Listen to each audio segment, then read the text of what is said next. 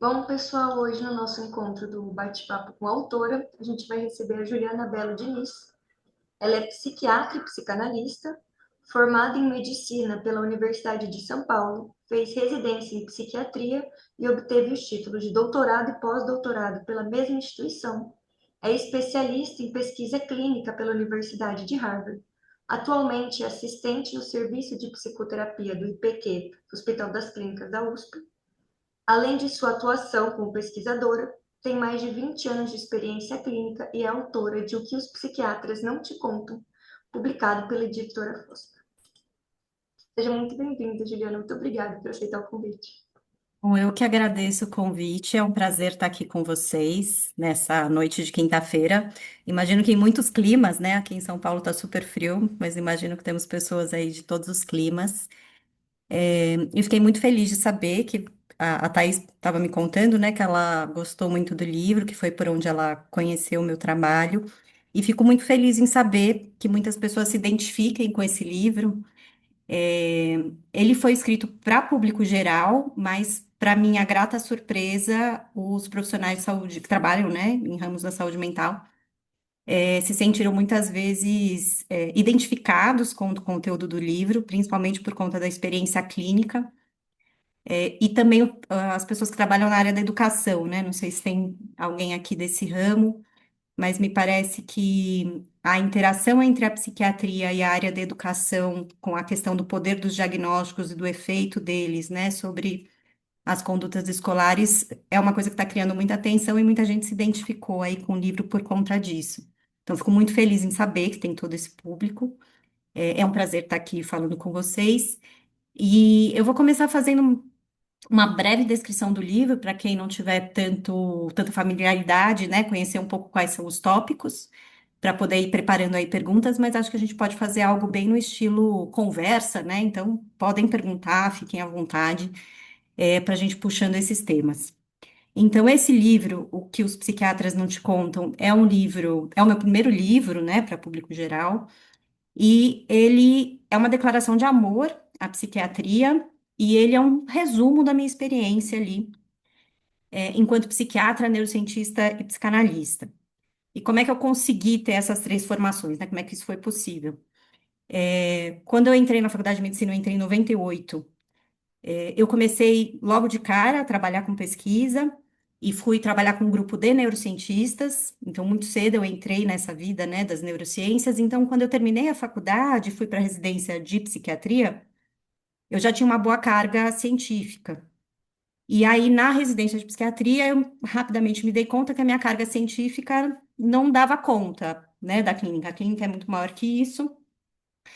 E aí, eu fui atrás de outros instrumentos para lidar ali com o que eu vivia na clínica, porque também a teoria hoje mais hegemônica na psiquiatria clínica, né, que não leva em conta aí todas as linhagens de psicoterapia, ela é uma teoria que ela dá muito pouco conta da clínica, né? Ela não dá conta, assim, das coisas que a gente, dos desafios que a gente encontra. Então, a maior parte dos psiquiatras acaba tendo que se aprofundar em alguma linhagem de psicoterapia, cada um escolhe a sua. Eu testei ali várias linhas, então eu tenho um conhecimento um pouquinho maior do que o comum para behaviorismo, porque foi uma linha com a qual eu flertei por conta da proximidade com as neurociências, mas eu achei que não me ajudou tanto na clínica. Tive uma passagem pela fenomenologia e, por fim, me identifiquei muito com a psicanálise e me considero uma psicanalista freudiana, né? O autor que eu mais estudo é Freud e leitores de Freud, né? Posteriores. E eu mantive nesse tempo, até muito recentemente, a minha carreira dentro das neurociências. Então, eu tenho uma experiência direta de ter conduzido estudos, tanto testando remédios, testando formas de psicoterapia, quanto trabalhando com neuroimagem funcional, que é uma coisa que, por conta da sua sofisticação, né, e por conta de produzir imagens muito bonitas, acaba sendo muito sedutor dentro da área das neurociências. Muita gente se seduz ali, né, com aquelas imagens produzidas, pela neuroimagem, e acabam entendendo que aquilo, seria um sinal de que nós, psiquiatras e neurocientistas, sabemos muito bem como o cérebro funciona, né, o que é uma falácia. Então, o que os psiquiatras não te contam, ele começa com uma primeira parte clínica, contando dos dilemas atuais da psiquiatria, né? E um dos dilemas atuais da psiquiatria é que, depois da época ali de 1950, quando a gente começa a tratar a maior parte das doenças psiquiátricas com remédios, a gente tem um período de euforia que acontece ali na época da década de 1990, e noventa, e logo depois a gente tem um período de decepção com o efeito dos remédios, então a gente está nesse momento atual. Então, teve muita euforia, teve uma coisa de, já descobrimos como tudo funciona, vamos tratar todo mundo com remédio, vamos acabar com a depressão no mundo, né, que não se confirmou. Essa euforia também foi acompanhada de uma euforia dentro das neurociências, né, temos métodos novos, mais sofisticados, então a gente vai ter grandes descobertas nessa área. E essas duas áreas decepcionaram, tanto a psicofarmacologia quanto o que a gente descobriu por meio das neurociências. Então, a gente está nesse momento de crise. E aí, na última parte do livro, eu falo de uma retomada que a psiquiatria foi obrigada a fazer em relação ao contexto social. Porque uma das coisas que a gente vê nos resultados científicos é que qualquer questão relacionada a contexto social acaba tendo muito mais impacto na questão da gravidade ou da frequência dos transtornos mentais do que qualquer marcador biológico vindo, por exemplo, da neuroimagem, né? Então, a psiquiatria foi, de certa forma, obrigada a olhar para isso numa retomada mais recente, e essa é a última parte do livro. Então, eu abordo todos esses temas, né? A psiquiatria clínica, é, os dilemas ali da questão do diagnóstico, dos efeitos dos remédios, as questões da neuroimagem, das neurociências e como a gente cria uma ilusão de que tem conhecimentos que vieram das neurociências para a psiquiatria, isso nunca aconteceu, não tem absolutamente nada que veio das neurociências para a psiquiatria. Pelo contrário, as neurociências se apropriam de algumas teorias e começam, por estarem, né, embebidos nessas teorias, a verem isso nos resultados das neurociências, mas não ao contrário. E falo dessas questões, né, mais amplas de como a psiquiatria se insere no mundo e como que ela se relaciona com questões sociais muito significativas de desigualdade social, racismo, questões de gênero, enfim, todas essas questões. Então, quem tiver qualquer pergunta sobre qualquer desses temas, né, ou quiser falar de experiências pessoais ou de dilemas que já viveu na relação com a psiquiatria, fique à vontade, estou aqui para responder as perguntas de vocês.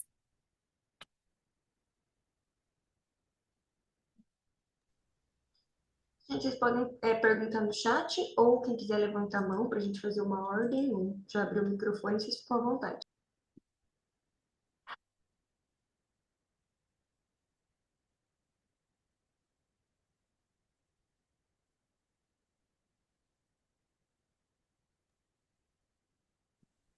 Boa noite, Juliana. Boa noite, Thaís. É, Juliana, eu li teu livro aqui, né? E, e queria te escutar um pouquinho mais, se for possível. Eu sou psicanalista, enfim, e não, meu conhecimento de neurociências é igual a zero, né? Ou neuroimagem, como você diz, né? Mas talvez seja interessante para nós psicanalistas, que eu até acredito que seja o maior público aqui hoje, te escutar um pouco sobre de que maneira, se é que é possível, que as ciências da neuroimagem possam, de alguma maneira, contribuir, né, para uma clínica psicanalítica. Porque a impressão que eu fiquei lendo o teu livro é de que, de fato, a gente tem apenas imagens de um cérebro que dizem onde esse cérebro está mais ou menos ativo, né, e que o conhecimento vai meio que até aí. Não sei se a minha interpretação está muito rasa, mas se tiver, me corrija, por favor. Porque me parece que tem um estatuto de autoridade, assim, quando alguém diz que está comprovado pelas neurociências, né? E, e parece que a partir daí não se tem mais discussão a se fazer, né?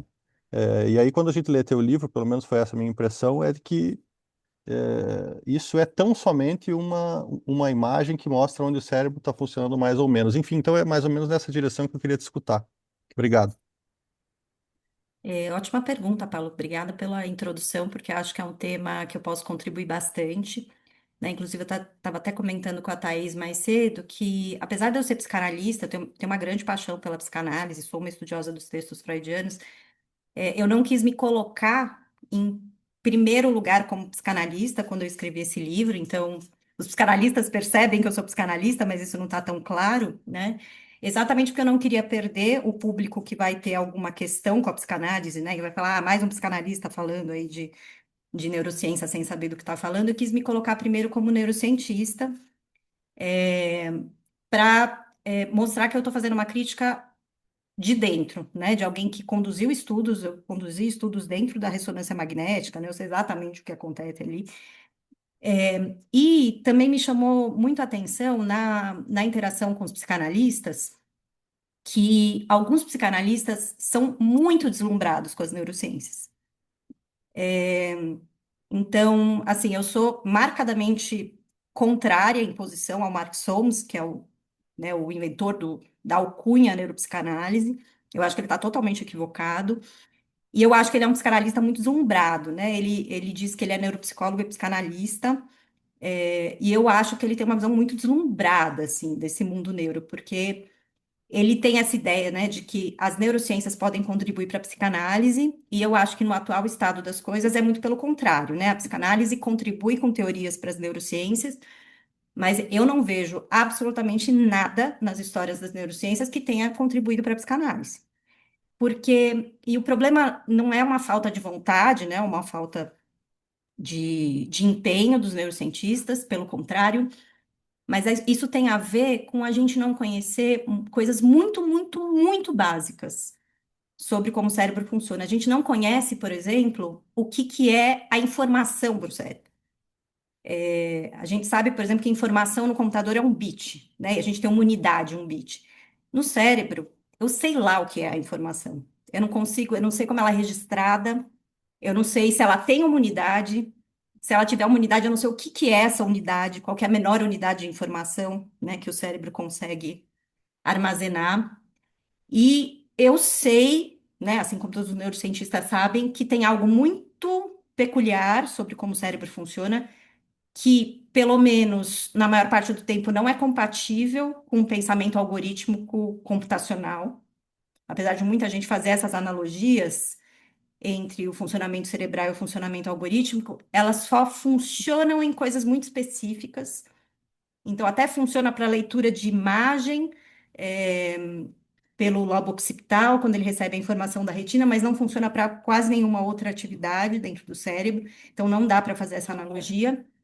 E a gente sabe também, né, uma coisa que não só a psicanálise sabe, mas que esse armazenamento de informação, ele é completamente diferente de um registro factual, né? Então, quando a gente recupera a memória, a gente recupera com princípios que são muito próximos aos próprios princípios da formação onírica, né? Então, a gente vê muito deslocamento, muita condensação, muito trabalho simbólico na memória, muitas cenas que condensam muita informação e muito símbolo, que provavelmente nunca aconteceram, mas por mais que elas nunca tenham acontecido, elas são extremamente ricas em informação, né, sobre como aquele indivíduo se vê no mundo. E, no fundo, eu acho que esse tipo de coisa que a psicanálise estuda há muito tempo, né, essa outra linguagem que não responde a uma lógica racional consciente, ajuda muito mais as neurociências do que as neurociências contribuem para a psicanálise. Então, eu não acho, por exemplo, e também não acho que a gente tenha que comprovar conceitos psicanalíticos pelas neurociências, né? Porque isso também é uma fala comum. Ah, a psicanálise não comprova seus conceitos. Gente, eu não consigo pensar em um conceito da teoria cognitiva, teoria behaviorista, teoria psicanalítica, psiquiatria que tenha sido comprovado. Os conceitos behavioristas foram comprovados em modelo animal controlado, mas em ser humano, tô para conhecer algum. Então, assim, eu acho curiosa essa coisa de tem que provar conceito, porque não tem conceito provado. Né? Você não consegue provar sem sombra de dúvida, porque sempre você tem um corte subjetivo de como você conduz aquele estudo que pode induzir um funcionamento num sentido ou no outro. Né? Então, eu acho que não faz sentido cobrar da psicanálise uma comprovação. Eu não acho que existe sobreposição, eu não acho que a gente vai conseguir falar de psicanálise em termos neurológicos. Né? Então, assim como Freud ali nos textos dele deixa muito claro que não é para fazer uma analogia entre consciente e córtex, né, subconsciente e atividade subcortical, ele deixa isso muito claro que não é para fazer essa analogia. Eu acho que não tem que fazer mesmo, que a gente nunca vai conseguir fazer, e que são simplesmente linguagens diferentes que estudam o mesmo objeto, né? Então, eu não acredito na dualidade mente-cérebro, que é uma até falo isso porque é uma acusação comum do Mark Soames para qualquer um que questiona a neuropsicanálise. A primeira coisa que ele diz é: você acredita na totalidade mente-cérebro? O que eu acho, sinceramente, muito cretino da parte dele, porque não é isso, né? A questão não é acreditar em dualidade mente-cérebro, mas é assumir de um ponto de vista científico que existe um único objeto, mas que ele não pode ser compreendido na sua totalidade por nenhum campo científico, por uma deficiência da própria linguagem. Então, a gente só consegue entender esse objeto olhando por perspectivas diferentes. Então, a psicanálise é uma perspectiva, a neurociência, dentro de um campo dela específico, é outra perspectiva, e uma não é superior à outra, né? Cada uma tem as suas utilidades. Então, eu sou psicanalista, por exemplo, mas uma coisa, eu estou escrevendo um outro livro, e nesse outro livro eu tive que recorrer à fenomenologia para fazer uma conversa com um conceito específico da neurociência, porque eu falei, a linguagem psicanalítica não traz tanto, né, vocabulário para eu discutir isso. Então, eu tive que recorrer a outro campo, com uma outra linguagem. Então, eu não acho que uma seja mais verdadeira que outra, ou que uma possa substituir a outra. Uma coisa que eu vejo muito comum hoje em dia, e que eu acho especialmente preocupante, é que muitas vezes as pessoas perguntam assim, mas você não acha que a proteômica, mais a genômica, mais a inteligência artificial, mais não sei quantos mil marcadores biológicos de sei lá que natureza, você não acha que quando a gente colocar tudo isso num programa e conseguir desvendar toda essa complexidade, a gente vai poder abrir mão de todo o resto? Né? A gente vai explicar tudo? E a minha resposta é, obviamente não.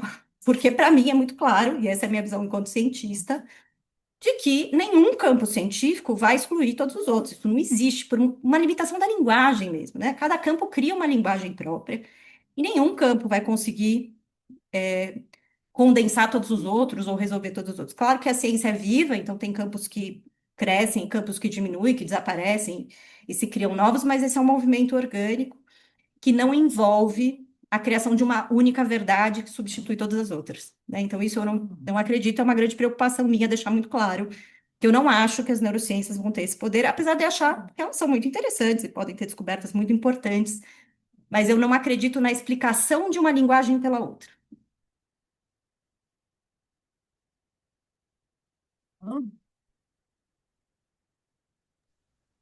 A gente tem E uma tu- pergunta da Mônica no chat. Ela pediu para discorrer um pouco mais sobre o seu percurso pela fenomenologia. É, eu cheguei a fazer o início de uma formação em fenomenologia com Guilherme Messas. Quem é da fenomenologia, acho que conhece ele, né? Ele é uma figura importante aí nesse meio. Então, eu cheguei a fazer uma parte da formação com ele. Na minha experiência clínica, não foi a minha escolha dentro da clínica, mas eu acho que é uma linhagem que tem uma linguagem muito interessante. E esse meu contato com a fenomenologia mais recente foi por conta do livro de um psiquiatra chamado Thomas Fuchs, que é um psiquiatra alemão da fenomenologia, e que eu achei muito interessante a forma como ele aborda essa discussão da interface com a neurociência e sobre o reducionismo que a neurociência propõe, de que tudo pode ser explicado a partir da base físico-química do que acontece no cérebro, né? Então, essa ideia de que se você conhecer as minúcias da base neuromolecular, você vai conseguir explicar tudo que é mais complexo do que isso, e que ele cria toda uma linguagem para dizer por que que ele não acredita nisso. E basicamente, né, a tese dele está no título do livro, inclusive, que é Cérebro, um órgão relacional, né, essa ideia de que você não consegue entender o fenômeno humano isolando ele do ambiente, das relações, então você só consegue ver o fenômeno humano em ação e como um fenômeno relacional, e por conta disso eu acabei incorporando essa linguagem da fenomenologia, porque eu achei que era uma abordagem mais direta nessa conversa com a neurociência do que a psicanálise era capaz de propor, né? E ele também é um neurocientista, também tem um bom conhecimento ali das minúcias do método, dos métodos que a gente usa, então ele acabou sendo uma grande referência para mim nesse novo livro que eu estou escrevendo. Tem uma parte, ou pelo menos como eu leio o livro, né, tem uma parte sobre uma questão, quase que uma crítica do perigo da gente medicalizar a vida mesmo, a experiência de vida. que eu achei brilhante. E eu queria saber a sua opinião sobre, bom, claro, não que a gente vai condenar os remédios, que a gente não vai tomar remédio para ansiedade, para depressão, nada nesse sentido. Mas a sua visão de talvez teria um tempo para algum tipo de estabilidade ou não? A gente pensa nisso, esse remédio sem nenhum tipo de tempo, vai até ficar melhor, alguma coisa nesse sentido. A questão da medicalização, né? Eu acho que ela vem de uma certa hipertrofia da técnica, né? Porque quando você tem ali a descoberta de que existem medicações que têm um efeito mais incisivo em certos sintomas de transtornos psiquiátricos, né? Existe um certo deslumbramento com esse efeito, e a gente cria uma fantasia ali de que a gente vai encontrar um remédio para cada sintoma, né? E de que aquilo vai ser muito eficiente, que a gente vai apagar o sofrimento do mundo, algo muito exagerado. Ou, né, também tem uma coisa ali naquele momento que é um certo revanchismo, que é a psiquiatria biológica, que tinha sido, que a psiquiatria biológica no século XIX, ela passa o século XIX tentando encontrar marcador biológico, tentando encontrar cicatriz cerebral, tudo. E ela falha miseravelmente, assim. E aí a psicanálise acaba ali surgindo no final do século XIX, e no começo do século XX ela tem muita ascensão, principalmente no mundo ocidental, né? E principalmente ela acaba sendo muito grande nos Estados Unidos. Tem, por exemplo, na década de 60, a maior parte dos psiquiatras americanos era psicanalista, de diversas linhas ali. E a psicanálise, inclusive, sofre uma transformação ali no território dos Estados Unidos, né? Enfim. É, mas aí a partir da década de 50, que a gente começa a ter essas notícias de remédios que funcionam, tem um certo revanchismo da psiquiatria biológica, que estava meio para baixo ali, porque falhou miseravelmente no século XIX, perdeu muito espaço para a psicanálise. Então ela ressurge ali com essa ideia de que ela vai resolver tudo e que a psicanálise vai se tornar obsoleta. Isso é uma coisa que a gente ouve até hoje, né? Que a psicanálise seria obsoleta. E que é uma fantasia da psiquiatria biológica, né, que viu esse revanchismo crescer.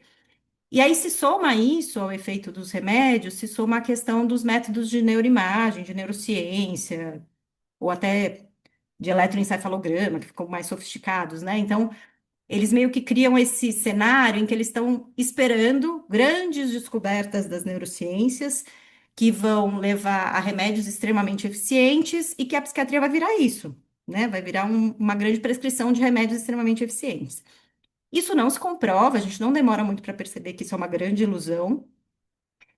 E a gente e tanto a psicofarmacologia se decepciona com as neurociências, porque as neurociências não trazem novas informações que ajudem as indústrias a fazer remédios melhores, né? A gente fica um tempão ali fazendo variações do mesmo tema, dos mesmos remédios. E as neurociências se decepcionam com a psiquiatria clínica e com a psicofarmacologia, porque elas começam a entender que não vai existir uma relação entre como a gente faz diagnóstico, como a gente fala do sintoma e marcadores biológicos. Essa ponte vai ser impossível, né? Então, quem é muito da psiquiatria biológica hoje propõe que a gente tem que começar do zero, a gente tem que apagar os diagnósticos e começar tudo de novo. O que eu não concordo com essa forma de ver, porque eu acho que os diagnósticos, por mais que eles tenham limitações, eles vêm de uma vertente clínica, então não dá para esperar que a neurociência produza diagnósticos para nós, a gente vai continuar tendo que trabalhar com a clínica, a gente pode aperfeiçoar diagnósticos, modificar a forma como a gente os vê, mas eu acho que os diagnósticos vão continuar tendo que vir da clínica, né? Então a gente tem esse cenário. Mas, apesar de toda essa decepção nos bastidores, a gente tem uma outra questão, né, que atravessa, que é um movimento ali do cenário socioeconômico, em que a gente está desvalorizando o contato humano, né? Então a gente está trocando o contato humano, a característica da pessoa que atende, ou da pessoa, ou da nossa própria produção, né? Enquanto pessoas que escrevem livros, escrevem artigos, promovem discussões, né? Tudo isso, de certa forma, tudo isso que as ciências humanas produziram, a própria psicanálise produziu em mil discussões, isso tudo, de certa forma, é uma tecnologia, né? A gente só fala do jeito que a gente fala hoje porque todo mundo falou um monte de coisa antes. Então, a gente teve um desenvolvimento, né? Que o ser humano ficou parado no tempo enquanto as máquinas, né, se desenvolveram. Mas a gente ignora toda essa tecnologia humana, né, que vem dessas formas de conhecimento, das formas de falar, das formas de discutir cada tema, e ela prioriza a técnica. E a medicação, ela tem uma grande aceitação pela linguagem técnica, né? Então, quando eu explico que o remédio é um inibidor seletivo da recaptura de serotonina, parece que eu estou sabendo de tudo, né? Parece que eu sei como o cérebro funciona. Aí eu falo, não, porque tem um receptor pré-sináptico onde o remédio liga, e aí esse receptor não consegue mais capturar a serotonina que está na fenda sináptica, então ela dura mais tempo, então você tem um reequilíbrio da função serotonética, tudo isso, né? Parece que eu estou sabendo um monte, assim, que eu sou mega estudada, que eu sei exatamente o que está acontecendo no seu cérebro. Então, isso exerce uma certa sedução, né? Então, isso combina com uma coisa de uma hipertrofia da técnica, combina com desvalorizar quem é a pessoa que prescreve, então não importa quem prescreve, importa acertar o remédio, com uma intolerância à falta de produtividade, né? Então você tem um mundo mais competitivo, onde todo mundo tem que ser extremamente produtivo, 100% do tempo. Então você começa a ter uma intolerância com variações, ou com pessoas que não se adaptam a esse tipo de dinâmica, que é uma hipertrofia até do próprio ideal utilitarista, né? Que também vem do século XIX. Então, você tem tudo isso acontecendo ao mesmo tempo, que vira uma tempestade perfeita para você ter uma hipermedicalização, para a medicação ser a solução para tudo, mesmo dos bastidores, a psiquiatria está completamente decepcionada com o efeito da medicação, né? Então, é curioso que essas coisas coexistem. Então, a gente já tem críticas, a gente sabe que os remédios são extremamente limitados, a gente sabe que não dá para contar só com eles, mas, ao mesmo tempo, você tem essa tempestade perfeita desse cenário socioeconômico, cultural, que faz com que a hipermedicalização seja uma via preferencial, porque ela resolve, né? Você não precisa mais ficar preocupado quem é o psiquiatra, não precisa mais preocupar muito com a formação, você dá lá uns livros que explicam lá a história do receptor de serotonina e tá tudo certo, né? Então, isso de fato acontece, ao mesmo tempo que a gente tem uma reificação dos diagnósticos psiquiátricos, né?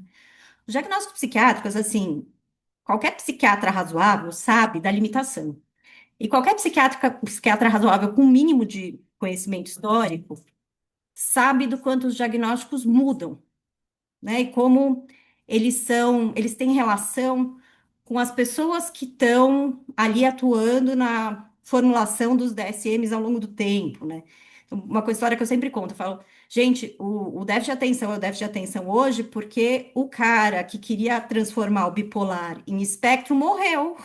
Só por isso, se a Kisco tivesse vivo, né? A gente estaria falando de espectro bipolar e todo mundo seria bipolar. Só que ele morreu no meio do caminho. Ele tinha um grupo muito grande, enfim.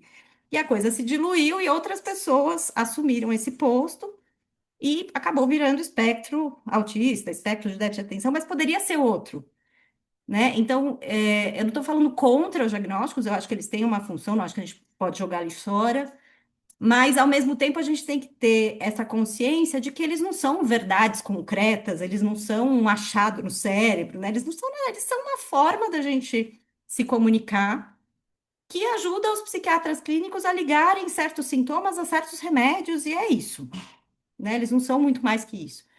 É, então, eu fui um pouco crítica ali do ideal utilitário, mas em relação aos diagnósticos, eu tenho um pouco isso. Eles têm uma função utilitária ali, né? Eles não servem para a gente entender melhor o paciente, né? Mas são formas ali da gente se comunicar. E eu até acho muito ruim um movimento dos DSMs, porque os DSMs, a partir da década de 1980, eles tentam assumir o que eles chamam de uma postura ateórica, né? Então, essa ideia de que a gente não vai pensar em formulações que tentem entender o que são esses diagnósticos. A gente só vai falar em lista de sintoma porque é o que a gente tem. Eu acho isso ruim, porque eu acho que, por exemplo, eu na minha clínica, eu uso muito um raciocínio de teorizar o que é aquele diagnóstico para aquela pessoa, que eu acho muito útil, que eu acho que ficou empobrecida nos DSMs quando eles começam a falar dessa perspectiva teórica, que é a teórica coisa nenhuma, né? Porque tem uma teoria por trás de que é que a neurociência, a hora que tiver avançado o suficiente, vai explicar tudo, os diagnósticos vão ser desnecessários. E essa teoria está ali, né? E é uma teoria tão teórica quanto qualquer outra, no fundo, mas eles vêm nessa ideia de que seria uma coisa teórica, mas que eu vejo como uma coisa ruim, porque eu acho que ela empobrece, né? Então, para dar um exemplo para vocês, né? Eu sempre acho esquisito quando as pessoas dizem que transtorno afetivo bipolar parece transtorno de personalidade borderline, que para mim são duas coisas completamente diferentes, assim. Eu não consigo ver meia sobreposição entre os dois diagnósticos. Por quê? Porque para mim, o transtorno afetivo bipolar é uma coisa de não conseguir estar no mundo, né? Então, a pessoa quando entra numa fase ou de mania ou de depressão, normalmente tem uma grande frustração de vida e você vê que aquilo é uma total alienação, ela sai do mundo, né? Ela não quer, ela não consegue lidar com aquela informação, com aquela frustração. Então, ela pode até estar num estado de mania me xingando ali na sessão, na consulta, mas aquilo não ressoa porque eu sei que não é comigo, né? Então, me mobiliza de uma forma muito diferente de alguém com um transtorno de personalidade borderline, que para mim é uma doença relacional, né? A pessoa que eu nem sei se eu gosto muito desse diagnóstico, tá? Mas assim, isso que as pessoas associam com a estabilidade emocional, para mim é uma coisa que está na relação, né? Então vai atuar na relação, então vai te mobilizar, vai te deixar com raiva, né? A hora que a pessoa te xinga, ela te mobiliza, é completamente diferente de uma pessoa em mania que te xinga e você fala, tá em mania. Então, essa experiência e claro que tem uma construção teórica aí, né? Eu tô falando, para mim, são causas completamente diferentes, né? Uma a pessoa não consegue estar no mundo e precisa se alienar. A outra é uma coisa de tensionar a relação, porque ela sempre precisa de uma mobilização emocional para achar que ali tem alguma coisa, né? Se esfriar, começa a entrar desconfiança, começa a não tolerar, então tem que estar naquela alta intensidade emocional. Para mim, são coisas completamente diferentes, né? Eu não consigo imaginar alguma sobreposição. E quando você olha só para o sintoma, irritabilidade, impulsividade aumentada, aceleração, você acha que as duas coisas são muito parecidas, né? Por isso que eu acho que tentar vender a ideia de uma coisa teórica, e trabalhar com lista de sintoma, é uma perda e um empobrecimento, né? Porque eu acho que essas construções teóricas, claro que elas vão ser repensadas, né, conforme o conhecimento avança, mas elas são muito úteis quando você está na clínica, né? Porque elas te ajudam a te aterrar, assim, no que você está fazendo, né? Então, eu acho que realmente a hipermedicalização foi um resultado de todos esses eventos, né? Tô aqui, gente, tô falando demais, vocês me fazem pergunta, eu falo demais, pode me interromper, mas eu falei aqui de um cenário bem complexo em que entra a hipermedicalização, mas que eu acho que tem todas essas forças em questão, né? Então, tem tanto esse cenário socioeconômico cultural, tem toda essa questão da demanda de produtividade, de uma intolerância, né, à diferença, à improdutividade, a não se adaptar ao mercado de trabalho, a não querer trabalhar nesses moldes, a não conseguir, não dar conta, querer outra coisa, sei lá, né? Tudo isso a gente cria uma grande intolerância e a medicação entra como uma solução mágica que só depende da técnica, que desvaloriza o trabalho humano, né? Que é uma coisa que a medicação você consegue porcamente, mas consegue prescrever numa consulta de 10 minutos. Uma sessão de terapia de 10 minutos é ridículo, né? Então, você começa a ter essas forças atuando que vão tentando dar uma preferência para a medicação, com uma fantasia de que aquilo vai ser uma solução. E no final, quando explorado demais, eu não acho que as medicações são ruins, eu acho que bom que a gente tem remédios, inclusive, estou bem a favor deles. Acho que quando eles são bem aplicados, eles ajudam muito. Mas acho que a gente tem que tomar esse cuidado de não abusar, porque quando a gente abusa, eles viram mais um problema, né, do que ajudam de qualquer forma nesses desafios que a gente tem atualmente.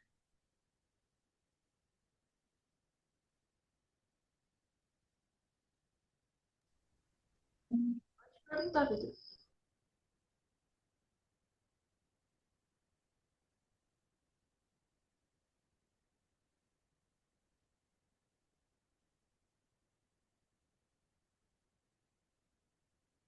Gente, eu falei muito, se alguém quiser que eu É, aprofunde em algum tema, fique à vontade. pode falar, Vitor. Você tá com a mãozinha levantada, você levantou sem querer? Ou quer falar? Levantei sim, posso falar? Ah, tá bom. Obrigado. Juliana, parabéns. Obrigado. Vitor, médico, psiquiatra, psicanalista aqui de Balneário Camboriú, né? É um prazer estar ouvindo e, assim, me sinto junto. Acho que falta muito de mais profissionais nessa linha, assim, que consegue, ver nessa linha mais aberta, assim. A minha pergunta, assim, Juliana, hoje de como é que tu vê a população de maneira geral. tendo mais informação, justamente do que tu estás trazendo, de que a medicação, eu acho que cada vez o povo que está mais informado está se dando conta, né, que tem a sua utilidade, mas tem uma limitação evidente aí, né? Que eu acho que sempre se soube, eu acho que isso está só se clareando mais. Tu não acha que o pessoal. Mas, ao mesmo tempo, a neurociência ela tem avançado tanto em uma série de questões. Na teoria polivagal, trouxe alguns esclarecimentos ali. Eu acho que algumas terapias houveram avanço também, não só a psicanálise, mas muitas terapias estão também trazendo resultado.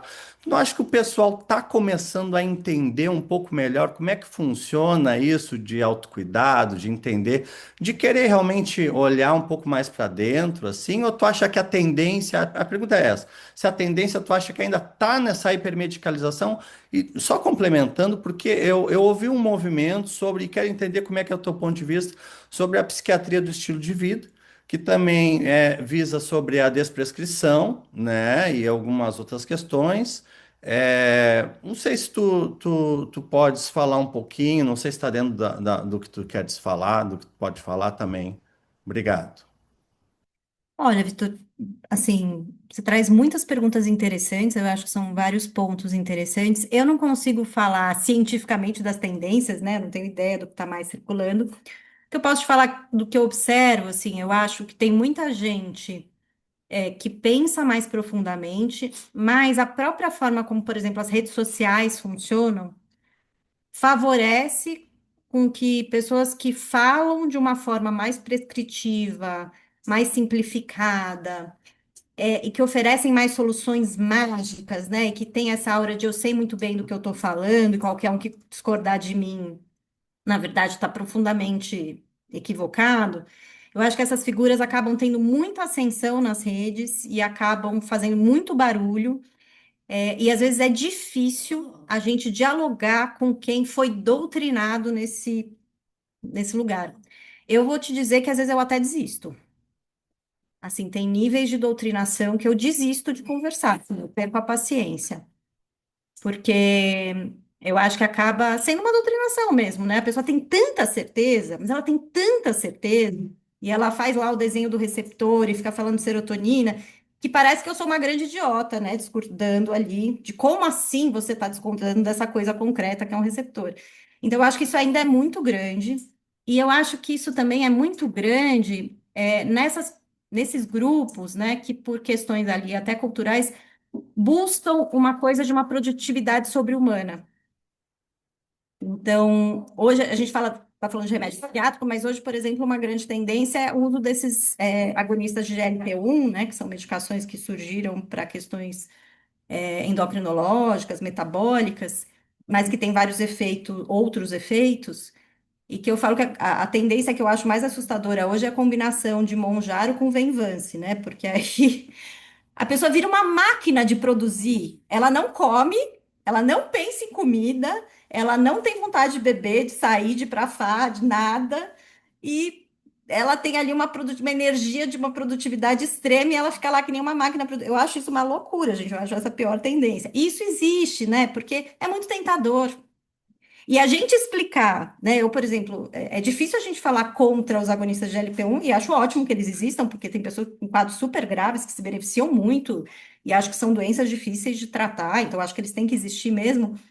Mas essa coisa desse uso em larga escala, né, com pessoas que não têm condições ali graves, é uma coisa que para a gente explicar que isso é um problema, né? Primeiro que se 20% da população mundial resolver usar esses remédios para o resto da vida, estamos danados, né? Não existe planeta que dê conta de produzir tanto remédio assim. É, dado isso, você já vai criar uma situação de desigualdade, né? As pessoas que têm acesso a esses remédios, as pessoas que não têm acesso, isso vai virar uma outra questão de divisão social. A outra questão é que esses remédios matam ali um pouco daquele desconforto que a gente tem, que faz a gente se mexer, que faz a gente pensar diferente, criticar, né? E deixam a gente meio que acomodado ali numa situação, achando que tá tudo ok, né? Não é muito incrível, porque eles tiram um pouco a graça da vida, mas também não tá muito ruim, eu não tô comendo, tô magro, então tá tudo ótimo. É difícil a gente explicar, né, que isso pode ser uma questão. frente a o remédio que salva as pessoas de ficarem cegos por diabetes, assim. É uma disputa, né? Não tem como a gente ganhar essa disputa. Então, a gente fica numa situação muito difícil e por isso que eu acho que ainda tem muita hipermedicalização. Não acho que é uma coisa que seja. Ela é nichada por uma questão de acesso, né? Então, no Brasil, a gente sabe que, se você olhar os números de consumo de remédio no Brasil, eles não são tão grandes assim relativamente à população, se você comparar com países desenvolvidos. Então, se você comparar com os Estados Unidos, países da Europa, o consumo de medicação no Brasil é pequeno, relativamente, né? O consumo de medicação nesses países, mas é por uma questão de acesso.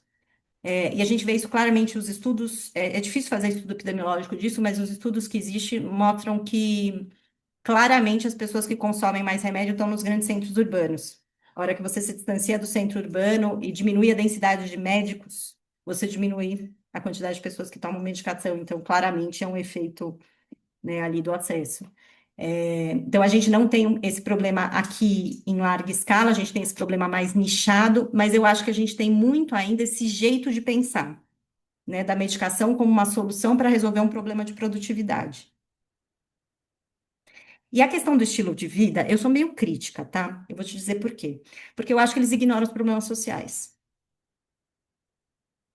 Então, outro dia, por exemplo, eu estava ouvindo alguém do estilo de vida falando que, nossa, a inteligência artificial ia ser ótimo, porque ela vai diminuir a necessidade de pessoas, no trabalho. Então, se ela diminuir, né, o quanto as pessoas têm que trabalhar, vai ser ótimo, porque vai sobrar muito mais tempo para as pessoas cuidarem do seu estilo de vida. E a minha pergunta é, com que dinheiro? Como se as pessoas trabalhassem muito porque elas querem, porque o mundo precisa que elas... Não, as pessoas trabalham porque elas precisam ganhar dinheiro, porque senão elas morrem de fome, né? Então, eu acho meio, assim, eu tenho uma questão com o estilo de vida que eu acho que ele ignora as questões sociais e fala como se fosse uma questão de escolha. Não, você precisa aprender a cuidar de você, como se não tivesse todo um contexto e um cenário que muitas vezes impede as pessoas, né, de cuidarem de si ali por diversas questões que são muito maiores do que a questão da escolha. Então, e também tem uma questão com o estilo de vida que às vezes eu acho ele meio moralizante, né? Uma coisa de, se você se cuidasse, você não teria esse problema. Eu tenho um pouquinho de questão com isso, porque eu acho que às vezes parece uma coisa meio moralizante, assim, né? Uma moral do estilo de vida. Se você não fizer do jeito certo e não escolher o melhor estilo de vida, então o seu sofrimento é culpa sua, assim. Tem uma preocupação com isso também. Tem outra questão no chat. Muitos pacientes chegam ao consultório hoje com explicações neurobiológicas para seu sofrimento. Meu cérebro produz muita dopamina, é um problema de serotonina. Desse modo, o analista, ao invés de descartar isso, pode trabalhar essa neurometáfora como parte do discurso do paciente, buscando deslocar a explicação biológica para a dimensão do desejo da história singular?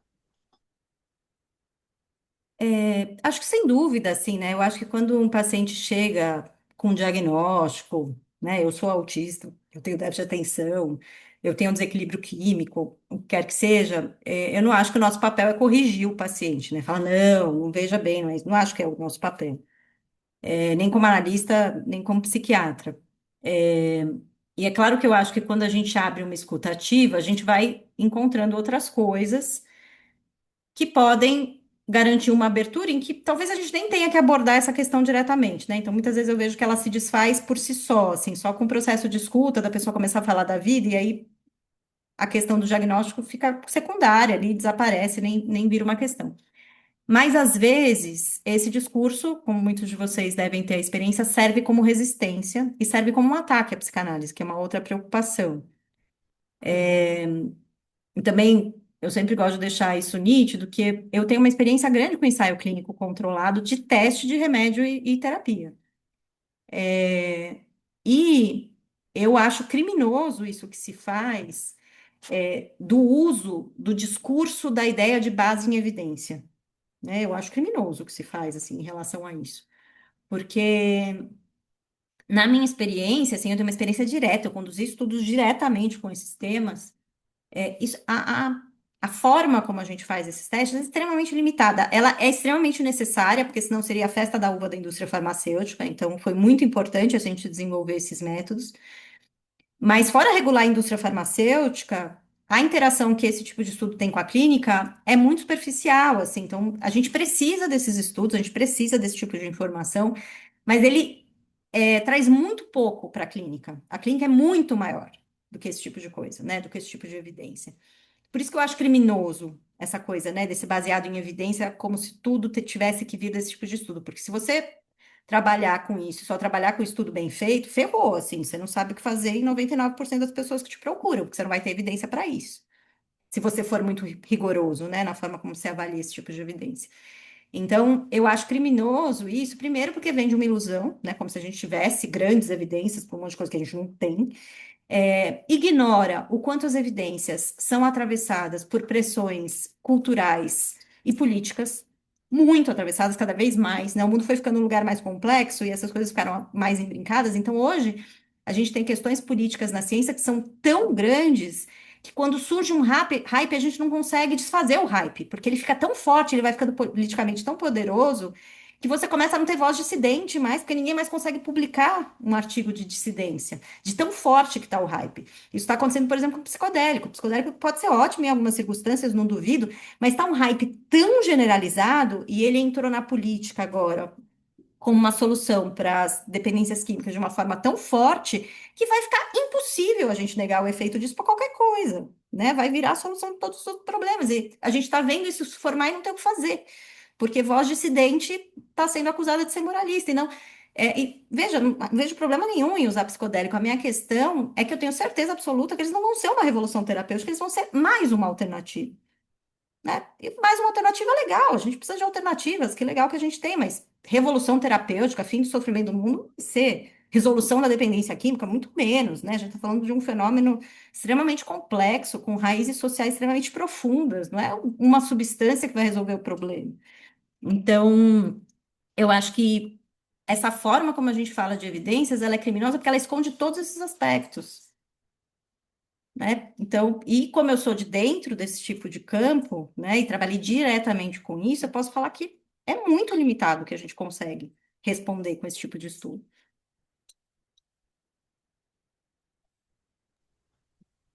Tem outra questão da Larissa. Juliana, queria que você comentasse um pouco sobre o campo da avaliação neuropsicológica, pensando em doenças neurodegenerativas, por exemplo, em interface com a psicanálise. Como você pensa as possibilidades e limites da intervenção psicanalítica nesse campo?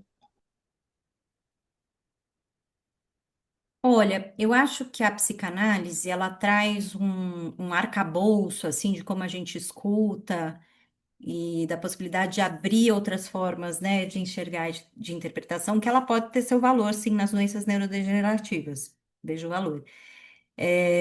Mas eu acho que nesse campo, a psicanálise como um todo a gente tem que lidar com isso, mas nesse campo ainda mais, a gente tem que lidar com o não saber, né? E não conhecer os limites, porque mesmo que você tenha uma descrição, de neuroimagem falando exatamente quais são as áreas cometidas, ou um teste neuropsicológico lá super detalhado de quais funções estão acometidas, a gente sabe que isso ainda é muito grosseiro, né, do ponto de vista de informação que a gente está. Então, a gente tem que ficar muito perto ali do paciente. Eu acho que a gente tem que assumir muito bem que a gente não sabe, e que a gente não tem que saber exatamente onde está a degeneração e onde está a questão ali psicodinâmica. Mas eu acho que tem seu papel, sim. Claro que não é com exclusividade, né? Só isso, acho que tem que ter outros trabalhos. Mas eu acho um trabalho interessante e eu acho que ele tem um papel que não tem sido falado, né? Que é a questão da. Se usa o termo reabilitação, que é, na verdade, uma tentativa de estimular funções cognitivas, né? Que aparece de uma forma ali meio compartimentalizada, como se essas divisões de funções não fossem só nomes que a gente inventa, né? Tivessem ali alguma coisa de concreto. Mas que eu acho que é um campo em que a psicanálise tem a sua atuação, porque eu vejo que o trabalho psicanalítico, com o cuidado, né? Com doença neurodegenerativa, a gente tem que tomar o cuidado para não desorganizar também, que nem a gente tem com psicose. Mas com cuidado, ela pode ser um grande estímulo para continuar, né, fazendo novas associações, se a gente quiser usar a linguagem neurocientífica, mas para continuar e para estimular esse campo de uma forma muito interessante. Que eu acho, sinceramente, até mais interessante do que ficar fazendo joguinho de celular, tá? Que é uma das propostas de reabilitação.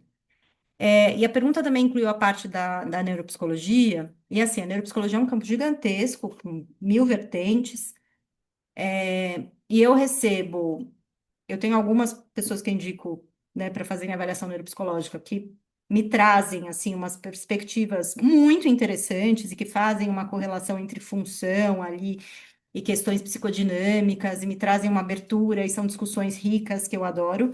E tem avaliação neuropsicológica que eu quero jogar no lixo e quase morrer de catapora, porque é de um reducionismo, assim, e fecham o campo, porque o problema dessas explicações biológicas, quando elas são muito arraigadas e quando elas são, assim, né, descritas num relatório depois de um teste que deu um número, essa coisa muito concretona, é que elas fecham. A pessoa se apega naquilo, fecha naquilo, você não consegue abrir mais. Não consegue falar, tá, tudo bem, você fez essa avaliação, deu esse número, você recebeu esse diagnóstico, tudo bem, mas vamos continuar pensando a vida, né? Você não consegue, porque é um negócio tão fechado, né, tão definitivo, que você não consegue usar. Então, eu acho que o problema não é a neuropsicologia em si, mas é como ela é levada. E eu acho que tem muita gente séria na neuropsicologia que sabe muito bem que teste neuropsicológico não diz a verdade, né? Não é uma verdade única, não diz que dá, assim, que dá muita liga, que você consegue conversar e que é muito, muito enriquecedor. Mas tem teste que você quer morrer, porque é um fechamento total, assim. E uma tentativa de dizer para a pessoa como ela deve viver, que é muito ruim, assim, que eu acho muito empobrecedora nesse sentido, né? Você não consegue falar da vida, não tem mais vida, só tem o sintoma, a solução para o sintoma, a reabilitação para o sintoma, porque a função, sei lá o que, está comprometida, então tem que fazer não sei o que lá, que fecha muito a conversa, né? Então, nesse sentido, eu acho que esse tipo de avaliação pode ser ruim.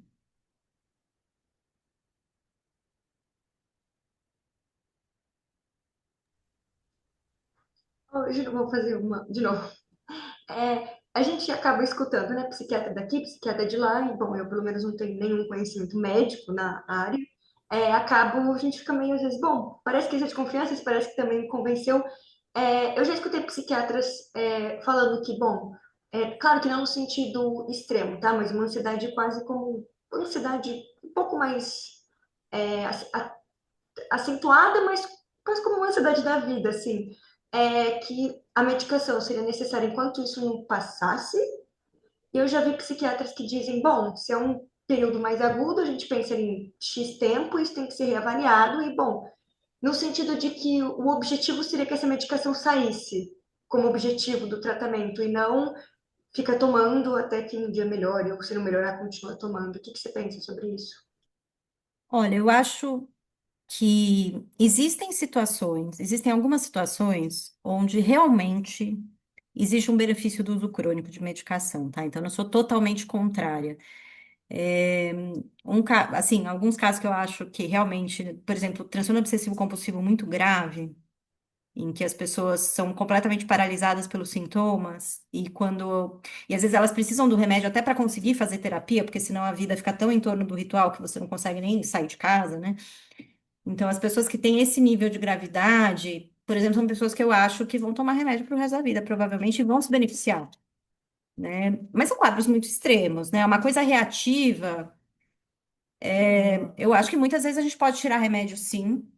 Eu acho que tem uma questão do mundo moderno, que é, às vezes, o remédio traz uma segurança que as pessoas não querem abrir mão, assim, né? Porque é claro que quando você tenta tirar remédio, você vai trazer umas coisas à tona, né? Dificilmente você vai ter uma retirada limpa, assim, sem nada de reativo.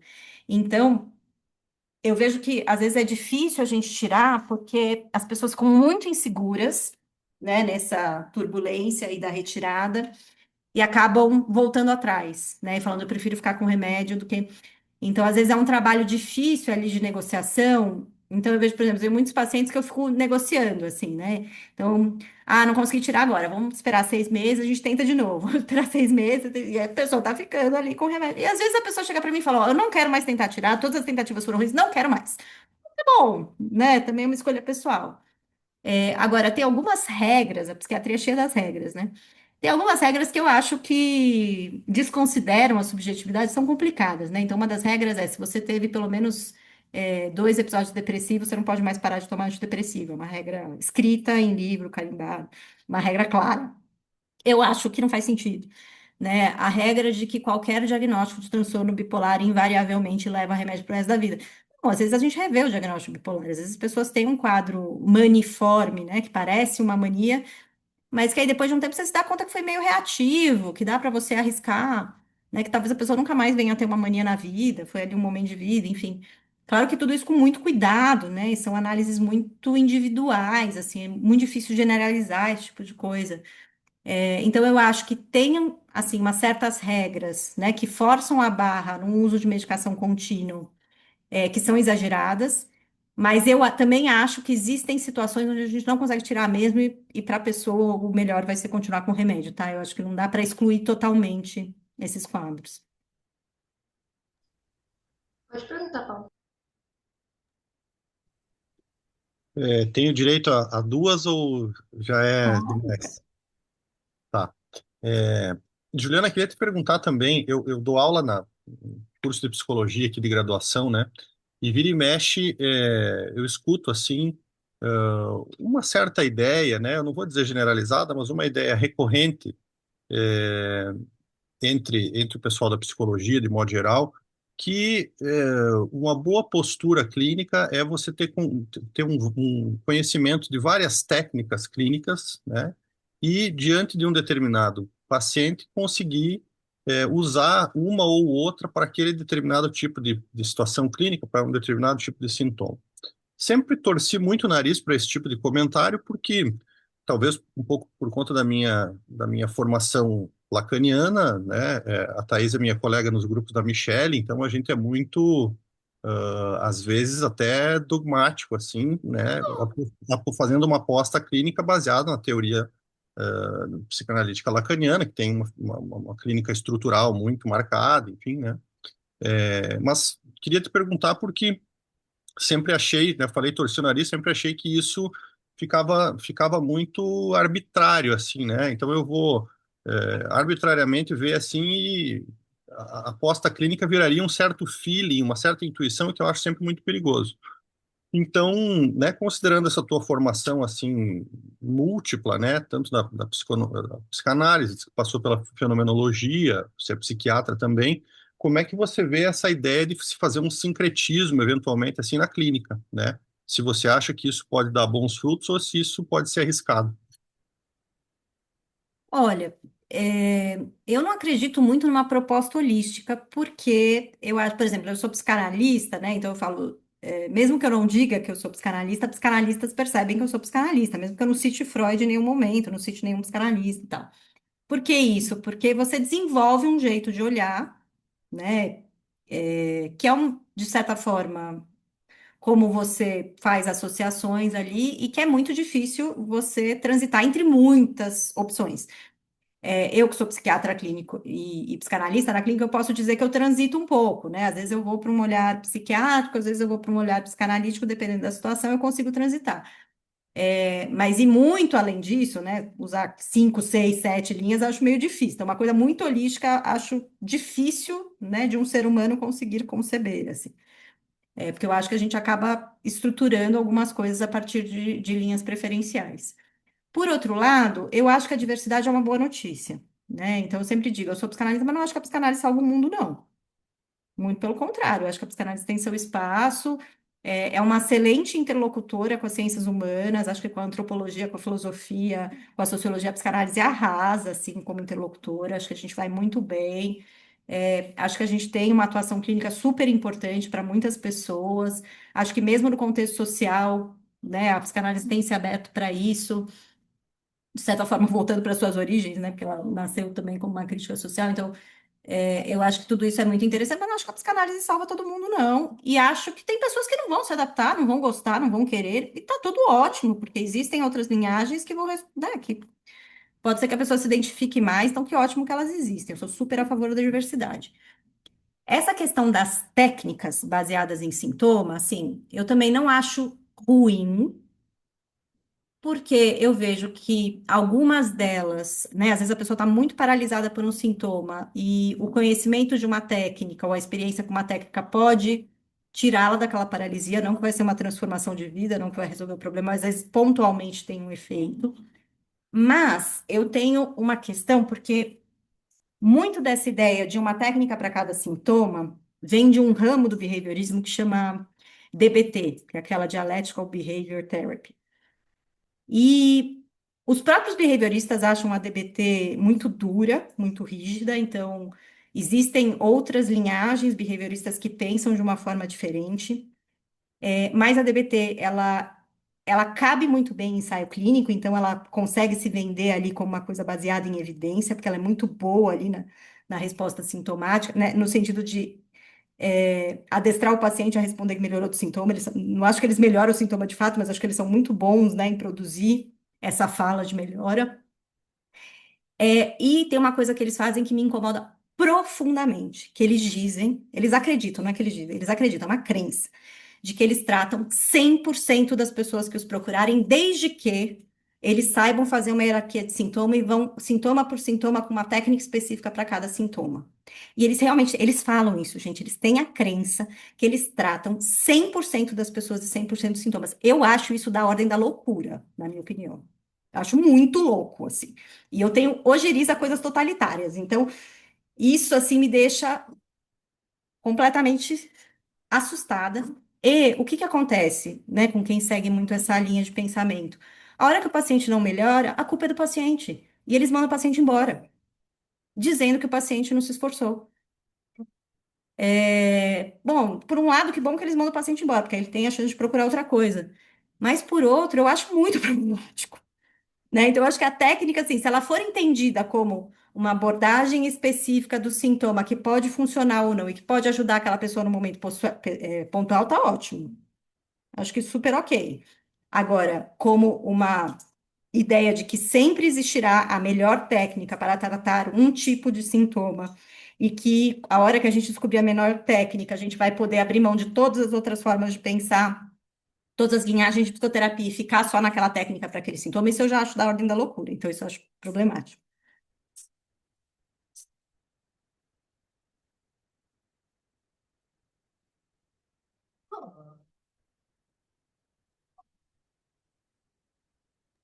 Mais alguém, gente? Ah, pode ir, Mike. Oi, gente, boa noite. Oi, Thaís, obrigada. Eu tava procurando onde levantava a mãozinha aqui. Oi, Juliana, boa noite. Oi, gente. Eu cheguei um pouquinho tarde. Se eu repetir uma pergunta que já foi feita, você pode me sinalizar, tá, Juliana? É sempre uma alegria te ouvir, assim.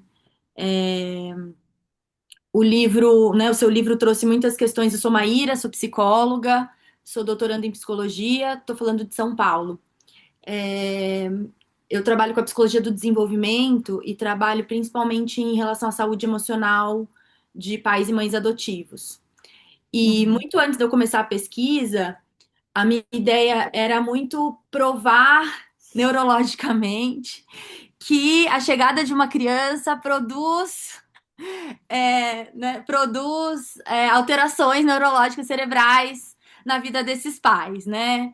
Que eu sei que não tem pesquisas no Brasil que trazem essa linha, né? E aí, lendo seu texto, eu levei vários tapas na cara, vários chacoalhões, que foram ótimos. Aí a minha orientadora falou: não te falei, né? Não, não é por aí, porque aí, claro, não fui por aí na pesquisa, até por falta de instrumentalização para esse tipo de pesquisa dentro do meu programa, né? Que é uma abordagem dentro da psicologia de desenvolvimento e aprendizagem, não da neuro, né?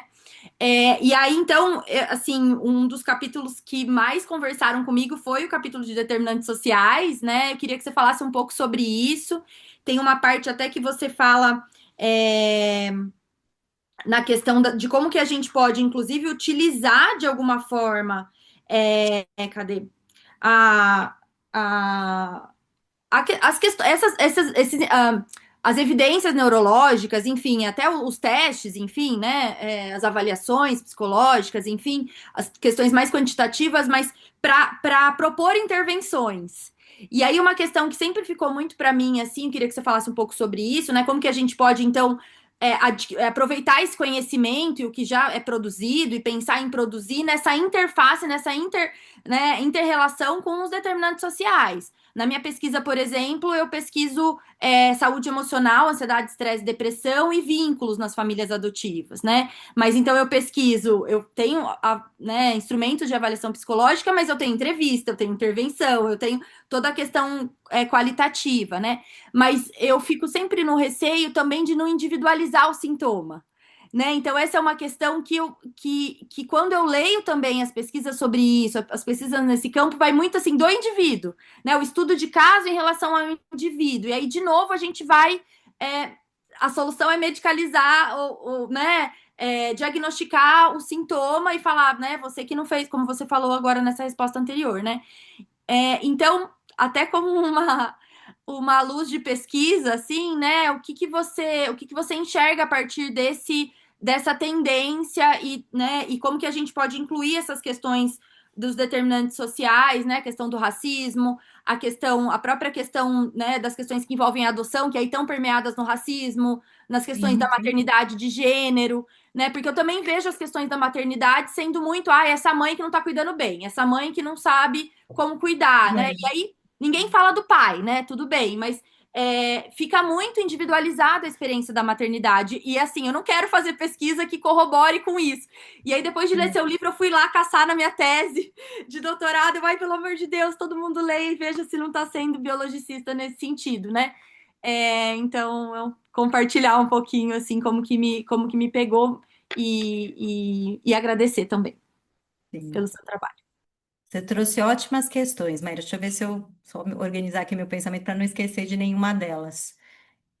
Acho que eu vou começar do final, né? Quando você fala da atenção e da individualização, eu adoro uma frase do Tronco e dos Ramos, do Mezan, que está inclusive no livro, é uma das citações que eu uso, que é basicamente reconhecer que não tem jeito. A gente está sempre numa tensão, né, inconciliável entre buscar ali uma peculiaridade, uma subjetividade, uma singularidade e pensar em termos teóricos que vão generalizar para o fenômeno humano, para a questão cultural. A gente está sempre nessa tensão. É incontornável. A gente sempre tem que falar das duas coisas. Né? Na minha opinião, não dá nem para olhar o indivíduo isolado e nem para jogar tudo na conta da cultura. A gente sempre está trabalhando nessa relação. E aí, os fenomenologistas ajudam, porque eles falam isso com todas as letras, né? Que a gente não consegue falar do fenômeno sem olhar o movimento. Então, a gente está sempre olhando para as relações, para a interação, para o movimento, para as modificações. E isso ajuda também quando a gente pensa na questão neurobiológica, né? Porque, por exemplo, quando você fala, eu queria provar que existe uma mudança com um registro neurobiológico na chegada de uma criança.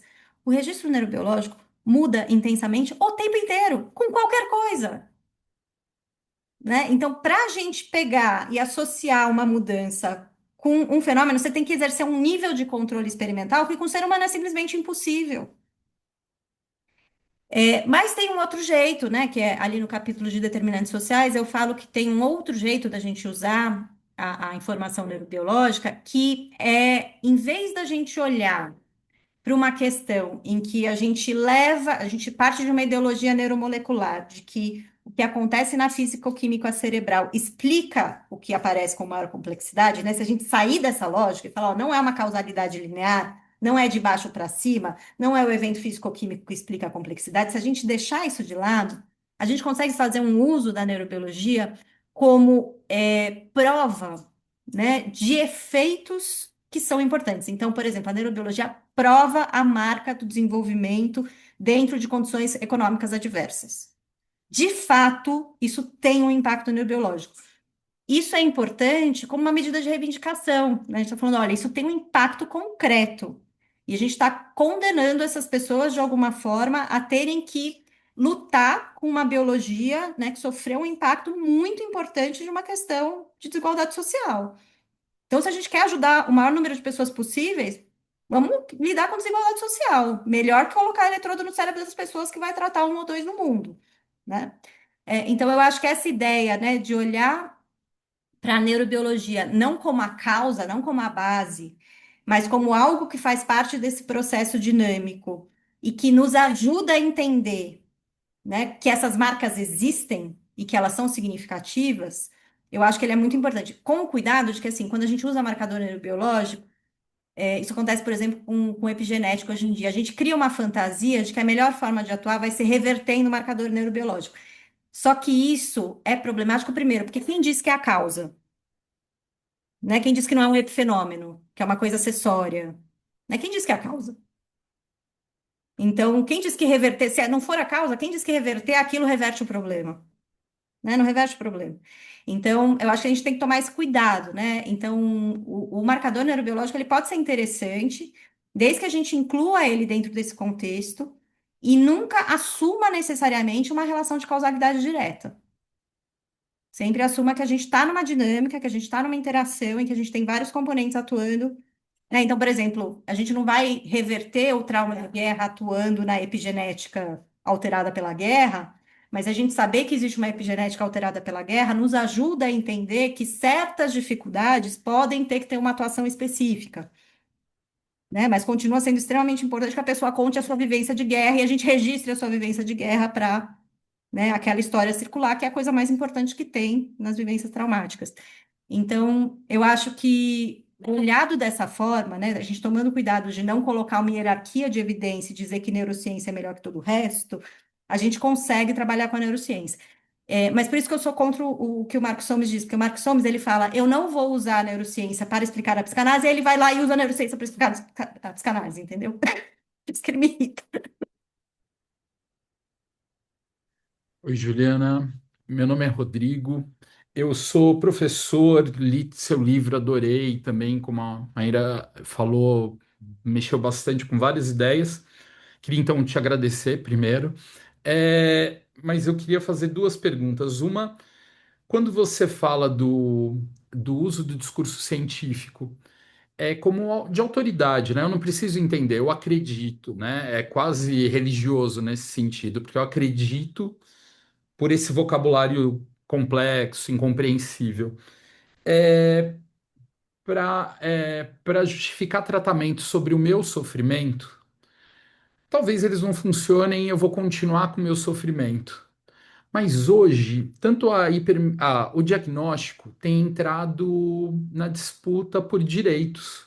Então, o diagnóstico nas escolas ou Sim, no mundo do trabalho, né? Eu não vou ser demitido porque eu estou com um diagnóstico, eu não posso. Ao mesmo tempo que eu concordo contigo que nessa lógica de hiperprodutividade, né, para o aluno tirar notas cada vez melhores, aprender cada vez mais, a performar melhor, a gente vai utilizando esses recursos, mas ele também paralisa algumas discussões, né? Então eu não posso dar contorno para o aluno porque ele tem TEA, TOD, todos os T's possíveis, então paralisa, você não pode mais atuar comigo. Inclusive, se você me contrariar, eu falo, olha, não, tem um burnout, assim, não venho mais trabalhar aqui. Como você vê isso e que caminhos você vê, né? Assim, a minha pergunta é muito mais que caminhos você vê para essa disputa de força ali. E a segunda pergunta, que livro, não, que filmes, que séries você tem visto que dialogam com esse universo que você traz? Porque publicação no TikTok está resolvendo mais diagnóstico do que terapia, porque é aquilo que você falou, não tem terapia de 10 minutos. Mas que obras de arte, de mídia que você vê que dialogam com isso que é mais. Precisa mais atenção, precisa mais tempo para decantar, né? Para ajudar a gente a difundir essas ideias que se apresenta, né? sim. Você tem toda a razão, assim, existe uma questão do diagnóstico, né? Inclusive, o pessoal da educação gostou muito do livro porque viu uma opção de falar de diagnóstico, que estava deixando todo mundo muito angustiado, porque o diagnóstico chega de uma figura de autoridade, né? De um médico, psiquiatra, neurologista, tal. Aliás, é claro que eu vou defender a classe, eu acho que os neurologistas fazem um desserviço com o diagnóstico de déficit de atenção na infância, eles são piores que os psiquiatras nesse sentido, né? Porque eles trazem a coisa de uma forma mais reduzida ainda, enfim. Mas o pessoal da educação fala disso, né? Que chega uma figura de autoridade que dá um laudo e aquele laudo força uma mudança, independente do que os professores, a diretoria, a orientação, a coordenação está pensando. E o pessoal da educação também me trouxe um cenário que eu já entendia que acontecia, mas ouvindo deles é muito impactante, que é quase como se as famílias já chegassem atirando pedra na escola, atirando pedra na orientação, atirando pedra na coordenação, atirando pedra nos professores e dizendo como eles têm que lidar com a educação, sendo que eles são especialistas em educação. Então, de repente, eles se viram completamente desvalorizados e falando, gente, a gente estudou tanto, a gente trabalha com isso, a gente observa essas crianças, a gente pensa, a gente discute, a gente faz reunião, e de repente chega um monte de pedra dizendo como é que eu devo agir com aquela criança, né? Sendo que, sei lá, eu tenho 20 anos de experiência na educação. Então, realmente, eu acho que o pessoal da educação sofre muito com isso, e o diagnóstico chega nesse ambiente com um impacto muito ruim, que não precisaria ser assim, porque o problema não é o diagnóstico em si, né? Claro que é o uso que se faz dele, porque é claro que, assim, quando a gente conversa, às vezes a gente atende criança, adolescente, que tem as suas questões, mas a gente conversa com a escola, né? E a gente dá certas formulações que vão muito além do diagnóstico. O diagnóstico às vezes é quase irrelevante, mas assim, de onde existe mais espaço para atuar ou não, né? Então a gente pode falar, olha, aqui tem uma estrutura psicótica, você forçar muita barra vai desorganizar, né? Isso é uma informação importante para a escola. Ou você pode falar, olha, tem uma questão doméstica aqui muito importante de violência, a violência que tá aparecendo na escola é a violência familiar, né? Eu posso medicar aqui no talo, não vai sumir. Vocês vão ter que atuar aí com contenção de violência do jeito de vocês aí, né? Então, esse tipo de conversa é extremamente útil, né? A gente consegue interagir com as escolas e a gente vê as pessoas muito empenhadas em tentar ajudar, e isso é completamente diferente de chegar e falar, não, tem déficit de atenção, então precisa fazer uma prova com, sei lá, coisa sublinhada, né? Com o objetivo principal da pergunta, né? Qual a relevância disso? A gente está falando de questões extremamente complexas. Então, eu acho que o problema não é o diagnóstico, mas é o uso que se faz dele, e concordo, ele pode ser paralisante. E ele pode virar uma disputa entre famílias e escolas que não favorece os alunos. Eu acho que a pior coisa que pode acontecer é você estar numa guerra com a escola do seu filho.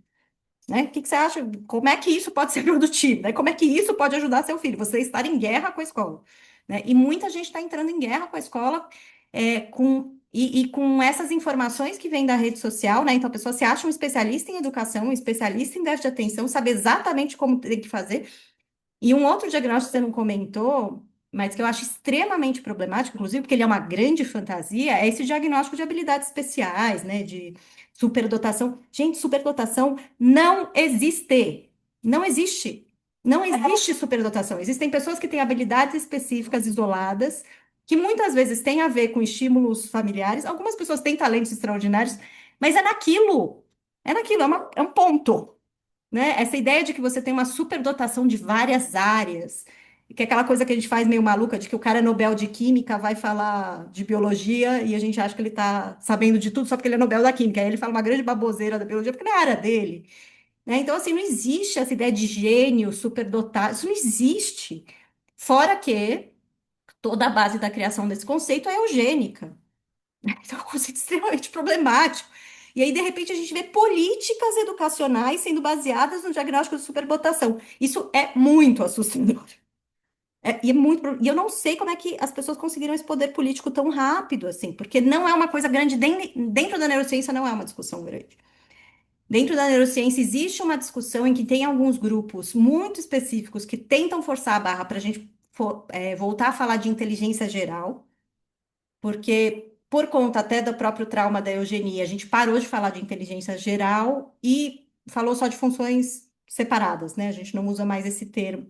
E aí tem alguns grupos que tentam entrar dentro da neurociência falando que a gente tem que falar sim de inteligência geral, porque senão a gente estaria, né, enganando as pessoas. Sendo que a gente não fala de inteligência geral, porque a gente se deu conta que o conceito de inteligência é extremamente atravessado por questões socioculturais e econômicas, inclusive, né? E que a gente dá QI alto para quem vai bem em coisa que a gente aprende na escola, especificamente, né? E que tem um recorte ali racial, social, extremamente relevante. É por isso que a gente não fala de inteligência geral, né? Porque senão a gente está sendo racista, eugênico, enfim. E aí, de repente, isso ressurge, né? Então, esse é um diagnóstico, por exemplo, que eu acho mais problemático até do que todos os outros, e que é um movimento político muito forte, que está chegando com muita força e que eu acho extremamente preocupante. né? E essa reificação do diagnóstico, porque aí aparece um nome, altas habilidades, e aí especialistas em autohabilidades, e não sei o quê, e o cara que vai lutar pelo direito das pessoas com altas habilidades, né? Ao mesmo tempo que a reivindicação por direitos é uma coisa boa, né? Então, assim, a gente também fica numa situação difícil, inclusive porque às vezes eles se confundem com movimentos identitários, que a gente apoia, né? Então, a gente fala reivindicação pelas questões raciais, por exemplo, é um negócio que eu super apoio, a gente tem que reivindicar mesmo, né? Reivindicação por questões de gênero, a gente tem que reivindicar mesmo, reivindicações da comunidade LGBT, de reconhecimento, de como fala, de nome, de não sei o quê, a gente tem que reivindicar mesmo, né? Não acho, não sei que vai acontecer, não sou especialista em política pública para dizer como é que a gente lida com isso, mas acho que são reivindicações extremamente legítimas. Então, a gente fica numa situação difícil porque essas brigas, né, essas reivindicações com base em diagnóstico se confundem com movimentos identitários. Então, a gente não quer, né, desautorizar a briga identitária, mas, ao mesmo tempo, elas acabam indo por um caminho de reivindicação dentro de um conceito extremamente neoliberal de individualidade que na verdade, né, e o superdatação, por exemplo, é especialmente problemático, porque no fundo, eles dizem que não, mas no fundo, eles estão dizendo que tem gente melhor que os outros, né? No fundo é isso, eles falam que não, que não, que não. Eu não consigo ver onde não. Eles estão dizendo que você está falando que você tem que dar mais oportunidade, mais chance, mais estímulo, mais, que você tem que prestar mais atenção, que essas pessoas têm que ser mais cuidadas. Você está dizendo que elas são melhores que as outras, sinto muito. Então, essas são todas problemáticas que vêm junto com o diagnóstico. E que são muito influenciadas por rede social, mas também tem uma interação. A psiquiatria é engraçada, porque, por exemplo, a psiquiatria ela não criou o fenômeno espectro autista, mas a hora que interessou, ela abraçou a causa. Né? Então, a psiquiatria faz esse jogo duplo, assim, às vezes o movimento não vem dela, mas a hora que interessa, a hora que o cara quer ser especialista de autismo, aí interessa. Né? E aí ele abraça a causa do espectro para aumentar a população de pessoas que ele pode tratar. Então, essas coisas são complicadas, né? Essas interações são complicadas. Mas, enfim, essa é uma discussão que, se vocês me deixarem falar, a gente vai até amanhã. Tem outra questão no chat. Por que a maioria dos psiquiatras preferem encaminhar para TCC? Porque os TCCs foram muito bons de criar um discurso supostamente científico, que eu já digo para vocês que não é. Não é com base científica, assim. E aí eu acho que a psicanálise faz um jogo duplo que às vezes não a favorece, que é o seguinte: na minha opinião, a gente de fato tem que tentar trabalhar de alguma forma, tentando entender efetividade e utilidade ali das diversas formas de psicoterapia. Eu acho que a gente tem que trabalhar alguma coisa nesse sentido, né? Eu sou super a favor de um desenho de estudo que se usa muito pouco, mas que é o estudo ecológico, né? Eu falo, a coisa que eu mais queria saber é, assim, pegar dois postos de saúde, coloca o psicanalista em um e não em outro e ver o que acontece, né? Eu acho que esse tipo de estudo, por exemplo, seria super interessante. Mas a gente tem que tomar cuidado, porque assim, a TCC, o que que acontece? Ela tem muito mais estudo. Porque ela se adapta muito bem. Ela consegue fazer um estudo de 12 semanas que faz todo sentido dentro da lógica da TCC, que aplica totalmente o discurso, né, e a narrativa do diagnóstico e do sintoma. Ela usa os mesmos termos que a psiquiatria usa, ela usa os mesmos termos que as escalas de gravidade usam.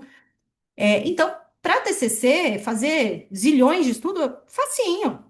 Né? Faz um por semana, tá tudo resolvido, porque é muito fácil para ele se adaptar.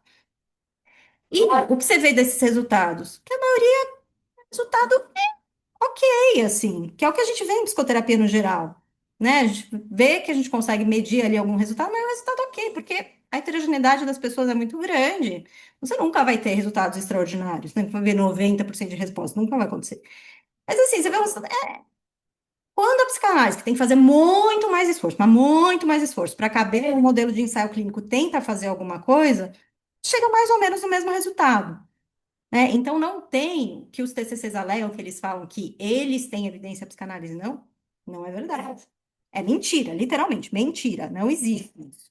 Né? Inclusive, eles usam meta-análise de compilado de estudo de psicoterapia. Na meta-análise está escrito que não existe diferença e eles falam que aquilo prova que TCC é melhor. mentira deslavada, assim, né? Mas é uma mentira deslavada que é uma, para muitos deles, é uma crença, né? Tem gente que eu acho que se aproveita, tem gente que eu acho que tem a crença mesmo, quase religiosa ali, e que tá um discurso muito fácil. E que é um discurso muito fácil, que usa a linguagem da psiquiatria clínica. Então, tem psiquiatras que ficam nisso, porque eles ficam ali sendo bombardeados com essa história de que TCC funciona, porque melhora sintoma. Mas eu acho que tem muitos colegas que não seguem essa linhagem. Mas também acho que tem uma questão que, assim, a gente tem que lembrar que uma das grandes influências do mundo são os Estados Unidos, né? E especificamente nos Estados Unidos, houve um expurgo da psicanálise, da psiquiatria, né? Um expurgo proposital, político, enfim, construído, estruturado e tal.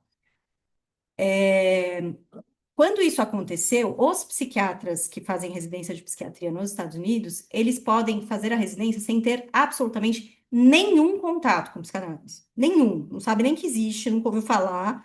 Sabe o nome de Freud mais ou menos, mas assim, nenhum. São completamente. Eles podem sair da residência sem saber nada. Para essas pessoas, né, que não sabem absolutamente nada de história das linhagens de psicoterapia, não sabem nada da história de psicologia, chega alguém dizendo que tem essa técnica que funciona para esse sintoma, a pessoa abraça a causa na hora. Ela não tem nem como questionar, né, de tão empobrecida que ficou a psiquiatria norte-americana. E a psiquiatria norte-americana, por mais empobrecida que seja, ela manda no resto do mundo. As pessoas se espelham muito, né? Então, muitos colegas que referem esse discurso são colegas que ficam olhando ali o discurso dos psiquiatras americanos e copiando. Porque no nosso meio, como a maior parte das residências de psiquiatria tem formação em linhagens de psicoterapia, inclusive mais de uma em geral, não deveria ser uma coisa hegemônica, esse discurso, né? Porque a maior parte das residências de psiquiatria não vende essa ideia. Mas eu acho que muita gente se espelha ali no discurso dos norte-americanos, que acabam ali por uma questão geopolítica sendo muita influência mesmo, e acabam reproduzindo esse discurso, que é muito fácil. E também tem uma questão, né, que as pessoas adoram falar de evidência científica, mas a maior parte das pessoas não domina a crítica à evidência. E porque não tem como dominar mesmo, porque é uma coisa muito complexa, muito específica. Os métodos variam muito, é muita informação, então, assim, para você dominar aquilo estando de fora, é muito difícil, né? Não é que as pessoas não sejam capazes de dominar, porque é realmente muito difícil, é que nem dominar como é que neuroimagem funciona, é muito difícil, é muito complexo, tem que depender de física, né? Radioatividade, sei lá. Então, mil coisas. É muito difícil a gente dominar. Então, muita gente fala de evidência, fica falando de evidência, e não sabe criticar a evidência. Não tem como criticar a evidência, porque não tem, né, o conhecimento de como aquilo funciona. Então, isso acaba criando esse discurso fácil, mas que é muito vazio, mas que cola, né? E aí eu acho que tem um trabalho político e marqueteiro muito intenso, inclusive, né? Tem aquela organização da psicologia baseada em evidência, eles são marqueteiros, né? Eles fazem marketing, eles fazem vídeos super bonitos lá, falando de evidência, não sei o quê, e se apresentam como grandes especialistas em evidência, que já conto para vocês que eles não são, mas eles se dizem. Então, assim, é um marketing que a psicanálise, por exemplo, não vai fazer, e eu acho que não tem que fazer mesmo, porque, né, a psicanálise também está aqui para tolerar o que não pode ser resolvido, né? Então a gente não vai ficar lá falando, não, a gente funciona, não faz sentido, né? Fala, não, a gente trabalha com o fato de que nem tudo funciona, de que tem sintoma que vai ficar aí mesmo, né? É uma posição um pouco diferente, então não combina muito com essa coisa marqueteira. Outra. Tenho ouvido uma especulação sobre o transtorno do espectro autista. No futuro ser desmembrado em diversos outros transtornos, pois, no geral, não se vê mais uma unidade no diagnóstico da forma como ele é feito, com base em níveis de suporte. Você concorda? Eu acho que o nível de suporte é uma alucinação também, tá? Porque acho que a questão do autismo não é essa. O autismo sempre foi muitos transtornos diferentes. O autismo, eu acho que é um dos poucos transtornos que merece, o autismo na sua configuração original, que merece a alcunha de neuropsiquiátrico, que eu acho que realmente tem muita base biológica, mas é uma base biológica muito dispersa, assim. Na verdade, a gente vai descobrir provavelmente muitas e muitas síndromes. Eu acho que o número hoje, se não me engano, 7% dos casos de autismo profundo, você conhece a síndrome genética que gerou aquele sintoma, mas eu acho que é 7%. Esse número às vezes muda, porque a gente descobre alguma coisa, mas eu acho que o número mais atual é esse. 93% a gente não consegue identificar a causa. Mas mesmo nesses 7%, a gente está falando de centenas de síndromes diferentes. Então, provavelmente, a gente está falando de milhares de síndromes diferentes quando a gente considera só autismo profundo. E autismo, assim, ele tem um funcionamento muito peculiar. E no mundo, na minha opinião, né, no mundo do autista, mesmo o autista que tem inteligência normal e consegue adquirir vocabulário, existe uma falta, uma ausência que é muito marcante e que é no mundo daquela pessoa tem certas coisas que simplesmente não existem, né? Então, a abstração no mundo do autista, ela não existe, ela não. Se a gente ficar tentando explicar para o autista o que é uma abstração, ele não consegue entender, porque no mundo dele aquilo não existe, é como se não tivesse, né? Que é uma coisa completamente diferente de uma pessoa tímida ou uma pessoa introspectiva, né? Que são as pessoas que estão sendo colocadas aí no espectro autista. É uma coisa muito diferente.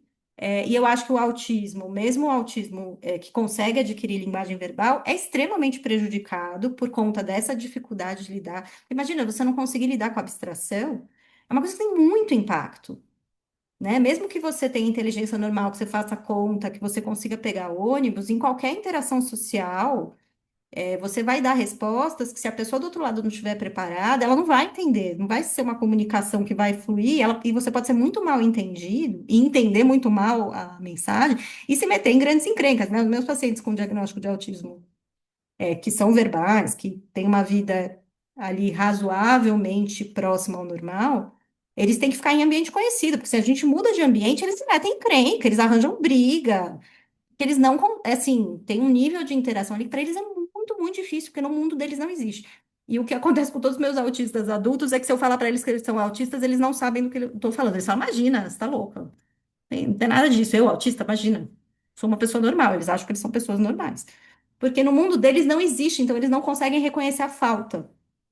Né? Aquilo que a gente vê que falta, para eles não existe, então não tem falta. Quando eu falo que eles são autistas, tanto que eu nem falo, né? A gente trata de outro jeito. Isso é completamente diferente dessa expansão do espectro autista, que foi uma expansão que começou de uma maneira muito curiosa, porque ela vem do movimento antipsiquiatria da década de 1960, que falava que muitas das variações que estavam virando patologias, né, que estavam virando transtornos psiquiátricos, não eram transtornos psiquiátricos, eram sim formas diferentes de estar no mundo.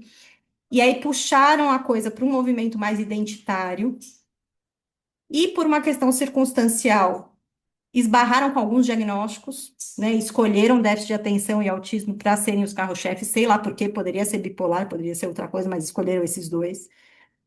Escolheram estabilidade emocional, né? Borderline também mais recentemente, mas assim, eles esbarram com esses diagnósticos, aí começam a fazer todo um trabalho político que parece muito bem intencionado, porque começa com uma ideia de conscientização, mas que perde completamente a mão, e que quando cai na rede social, muitos anos depois, acaba sendo explorado e capitalizado e vira mercadoria, né? Então, o que que é a grande questão da expansão do espectro autista? É o advogado dos direitos do espectro autista, a terapeuta ocupacional da motricidade do espectro autista, a clínica especializada em aba do espectro autista. Porque você começa a ter esses ultra especialistas e não tem autista suficiente no mundo para essa galera. E aí essa galera começa a ver autismo onde não existe, porque precisa de paciente. E aí você tem um desdobramento perverso, que é o que está fazendo a discussão andar agora, porque durante muito tempo as pessoas morriam de medo de falar desse assunto. E mais uma vez, se confunde com o movimento identitário. Como é que você vai falar contra a reivindicação identitária, né? Você fica numa situação muito difícil. Então a gente não falava, era cheio de dedos, e de repente a gente começou a falar, na verdade, pelo desdobramento perverso, que os autistas profundos, com quadros muito graves, muito dependentes, que necessitam muito de ajuda, estavam perdendo espaço, porque as clínicas estavam ficando tão especializadas nesses quadros leves que não tinha mais quem tratasse os quadros graves.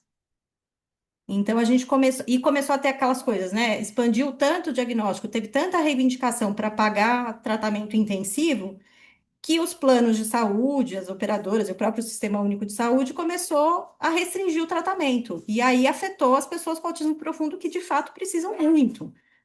Então, com esse desdobramento perverso, é que as pessoas começaram a atuar e falaram: peraí, temos um problema, né? Porque aí a gente tirar recurso dessa população extremamente necessitada é muito ruim, né? E era o que estava acontecendo, a gente estava desviando recurso para a população que tinha menos necessidade, porque ela é muito maior, é muito mais fácil fazer um diagnóstico de autismo, né? Porque a pessoa é tímida do que fazer um diagnóstico de autismo profundo, que realmente é uma doença mais rara.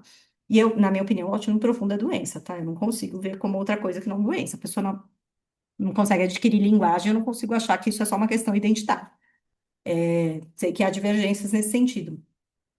Mas, enfim, isso que foi acontecendo com o espectro autista, né? Tem todas essas influências. Então, tem a influência política, tem essa influência que começou com o movimento antipsiquiátrico, aí a psiquiatria abraça a causa porque começa a ver como algo interessante, aí a neurociência, que num primeiro momento, na verdade, era contrária, né? Porque o movimento era antipsiquiátrico, então tinha uma coisa de recusa do diálogo com a neurociência, e depois a neurociência abraça a causa, e aí começa, enfim, a interagir com o povo do ABA, e aí vira todo um grupão. E aqui no Brasil acontece uma coisa muito engraçada, que é o movimento Neurodiversidade ao redor do mundo faz campanha anti-ABA, eles conseguiram proibir o Canadá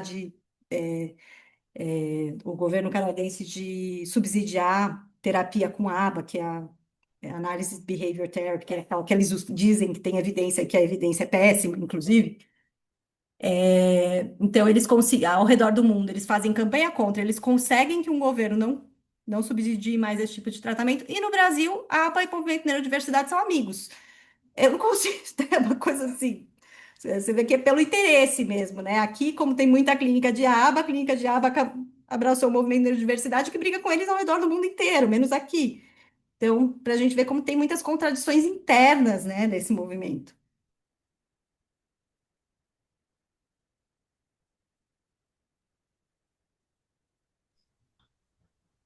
Alguém tem mais alguma questão, gente, que gostaria de colocar? Quem não sabe levantar a mão, pode só abrir o microfone também.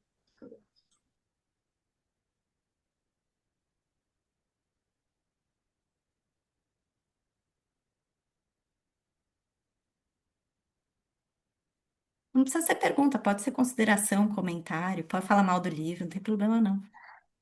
Eu caí na hora que você estava respondendo para o Rodrigo sobre os filmes. Ah, eu não respondi sobre os filmes, eu esqueci. Ah, então, que eu não ouvi Vamos a lá. resposta. Mas aí, se você quiser comentar, mas eu venho estudando sobre a questão de recursos também, assim, como outros recursos, por exemplo, os recursos manuais, recursos artísticos, podem auxiliar nesse processo para além da medicação, para além, né? Eu acho que combinado com a escuta, combinado com a fala, combinado com esse espaço, né? É, tenho estudado isso, assim, e tenho visto também o movimento dessas questões que eu acho que também vem um pouco no que você trouxe, talvez, assim, da questão da atenção plena, de novo, né? Quase TCC também, né? De ter as 10 sessões de mindfulness. Aí, se você não chegou nas 10 sessões, você não conseguiu, você não fez direito, volte, faça novamente, assim. Então, eu vejo que tem muitos benefícios, mas às vezes a forma com que isso é aplicado, a forma com que isso é cobrado de resultado, de retorno, e assim, dá retorno e a evidência, né? PBE, prática baseada em evidência, se você não teve evidência é que você não fez certo, né? Então, eu acho que até, assim, para nós, psicólogos, fica não sei, para mim, para algumas pessoas que estão ao meu redor, a gente conversa muito sobre isso, fica assim, então a gente está fazendo alguma coisa errada, né? Assim, então a gente que está, né, de novo, vem quase como uma inadequação, porque a gente não concorda com esse. Eu imagino como seja para você também, né? Porque eu acho que você trouxe muitos movimentos, uma contramão, assim, do movimento, assim, dessa maré, né? Então, ao mesmo tempo, quanto que a gente precisa resistir, né? Então, assim, eu queria deixar uma mensagem de resistência, assim, sabe? Dizer que é isso, a gente precisa também resistir dessas ondas e fazer o que a gente acredita, né? E também fazer conectar os nossos movimentos de pessoas que acreditam nisso, assim. Então, acho que você trouxe a questão das escolas, eu acho que essa é uma discussão super importante, assim. Eu vejo a questão dos adotivos, das crianças adotivas, as crianças em acolhimento, essa coisa de explicar uma ressonância magnética que a criança que não teve os pais presentes está fadada o resto da vida a ter um cérebro menor, pequeno. Eu não consigo, eu não entendo como em pleno 2026 a gente ainda vai em palestra, em evento que as pessoas querem mostrar um cérebro, sabe, das crianças lá sabe, da Romênia, até hoje, sabe? Não aguento mais isso, sabe? Tipo, já deu, assim, né? E aí fica um discurso muito biologicista, assim, que também alimenta preconceitos, alimenta diversas questões, tanto em relação né, a transtornos, a aspectos, quanto em relação a histórias sociais, né? A determinantes Sim. sociais. Então, uma criança que foi abandonada pelos seus pais, ela tá fadada a não se desenvolver plenamente Eu o acho que resto tem um da lado vida. até mais perverso que aquela fantasia de que você vai salvar a criança dos próprios pais, que tem um Ah, cruzamento sim. racista extremamente importante, né? É, Que tem esse é outro super lado, né? Eu perverso. acho que fica nesses dois lados da moeda, assim, ou de que essa criança precisa ser salva, ou de que cuidado que você vai adotar um monstro, assim, quase um Frankenstein, assim, quem que você vai pôr pra dentro da sua casa, sabe? Quem é contra a adoção vem nesse negócio, ó, e o cérebro da criança vai tá estragado, você tem que saber que você vai comprar um produto com defeito, né? Como se a gente fosse, né? Como se nós, filhos exclusivamente biológicos, fôssemos perfeitos e não tivéssemos problema nenhum, né? Então, essa questão da eugenia que você trouxe, né? Ela tá muito presente na questão da parentalidade, assim. E aí fica essa busca. Outro dia eu atendi uma família que tinha adotado há alguns meses, uma criança de 1 ano e meio, ela falou, tô esperando fazer 2 anos, porque a neuro falou que com 2 anos ele pode fazer ressonância magnética. Falei, pra que você vai fazer ressonância magnética num bebê de 2 anos? Não, porque tem que explicar essa agitação dele. E aí, todo um trabalho para explicar, vamos entender a agitação dele, como que é essa dinâmica. Você é agitada, né? Ela não é Uhum. numa nova família há 3 meses. Então, assim, fica também uma ânsia de já resolver. Então, eu preciso fazer todos os exames, preciso achar alguma explicação, algum marcador biológico que explique esse comportamento, porque aí, né, eu vou conseguir lidar, assim. Então, eu acho que a gente vem. É um trabalho exaustivo também de conscientização em relação a isso, né? E ao mesmo tempo acolher, trazer uma informação correta, de qualidade, e ao mesmo tempo convidar a pessoa para um processo. E assim, por exemplo, dentro da minha intervenção do doutorado, a gente tinha uma meta de fazer com 50 casais, a gente não conseguiu. Num país que Uhum. tem, sei lá, são 2.000 pessoas, mais de 2.000 pessoas que adotam por ano, assim, bem mais até, entendeu? Então, assim, as pessoas não acreditam que um trabalho que você vai fazer, um processo de 2, 3 meses vai me ajudar. Ah, não, eu preciso de alguma coisa que vai me dar um negócio agora, né? Sim, Ai, sim. vamos resistir. Resistência.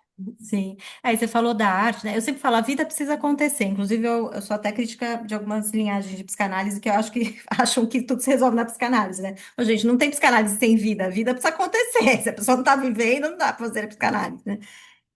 Então, acho que a vida precisa acontecer. A arte faz muito parte da vida, né? Acho que a arte ajuda muito. Eu não, acabei não respondendo de filmes e séries. Eu não sou a pessoa mais atualizada do mundo, tá? Eu sou meio devagar de me atualizar das coisas. Vou conseguir falar o que eu vi recentemente. Assim, eu achei que Valor Sentimental foi um filme que eu acho que toca nessas questões e que não tem ali exatamente o atravessamento de um profissional, mas eu acho que aquelas relações de família, né? Aquelas projeções, espelhamentos, aquelas coisas ali são muito, muito sensíveis, né? Um filme muito sensível, muito delicado. Eu acho que ajuda muito, né? A gente pensar essas questões. Uma série que me impactou muito, que eu achei genial na construção e que eu acho que ajuda muito a gente a pensar o trauma é aquela Bebê Rena. Eu achei aquilo genial, porque ela dá uma complexidade, né, assim, ela dá fica um negócio denso ali da vivência traumática, que é isso, né?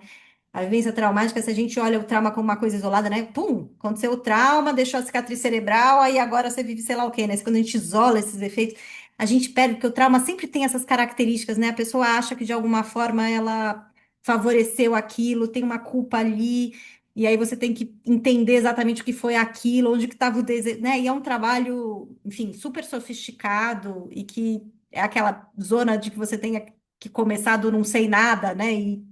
E assumir que todas as possibilidades estão lá e investigando, e que ajuda muito as pessoas, né? Então, eu acho que naquela série eu gostei muito porque você vê que ele vai fazendo uma autoanálise ali, né? Com aquele projeto dele. E ela é um tanto quanto autobiográfica, né? Acho que não totalmente, mas eu achei que aquilo ali era o próprio diretor, ator, roteirista, né? Que é toda a mesma pessoa tentando fazer um tratamento. Eu gostei também muito de Adolescência, que eu sei que muita gente viu. E curioso que a psicóloga, eu tenho certeza que ela não era psicanalista, mas eu achei ótima aquele terceiro episódio, né? Que mostra também, mais uma vez, né? Complexifica, mostra a densidade, fala dessa reatividade emocional e aquele ser fragmentado, né? Que também fiz muito, muito, muito tempo de análise lacaniana, então eu adoro essa coisa do ser fragmentado. É, então, eu acho que ali aparece também. Eu assisti um filme recentemente que eu amei e que eu fiquei uma meia hora depois do filme olhando para o teto, completamente impactada. Eu estou até tentando fazer a ligação de como é que eu faço a relação com a psicanálise, que é um filme que chama A Semente do Fruto Sagrado. É um filme iraniano que o disparador é a morte daquela adolescente que estava sem, supostamente não tinha posto lá direito a hijab e é assassinada pela polícia iraniana. E é um filme que ele tem uma parte ficcional, mas ele também tem cenas das revoltas que aconteceram depois desse evento. E o que eu achei genial desse filme é que ele vai mostrando, tem um personagem que é o personagem principal, que ele vai enlouquecendo conforme ele vai entrando dentro da lógica do governo iraniano. E aí a relação dele com a família. E ele tem duas filhas adolescentes. Eu achei muito interessante isso, e achei muito interessante para a gente pensar fenômenos muito atuais desse enlouquecimento, né, que a gente vê nessas situações de totalitarismo, fascistas, né, que estão aí muito presentes no mundo. Deixa eu ver o que mais. Eu sou muito dos livros, mas como eu estou escrevendo o segundo livro, eu estou super nos livros técnicos, assim, não estou muito na literatura. Recomendo o livro do Thomas Fuchs, que eu comentei, chama Cérebro, um órgão relacional. Ele é da fenomenologia, não é da psicanálise, mas eu acho que pode ser interessante para pensar as questões de neurociência, porque ele faz uma conversa direta com a neurociência, ele tem, né, conhecimento nessa área bastante profundo.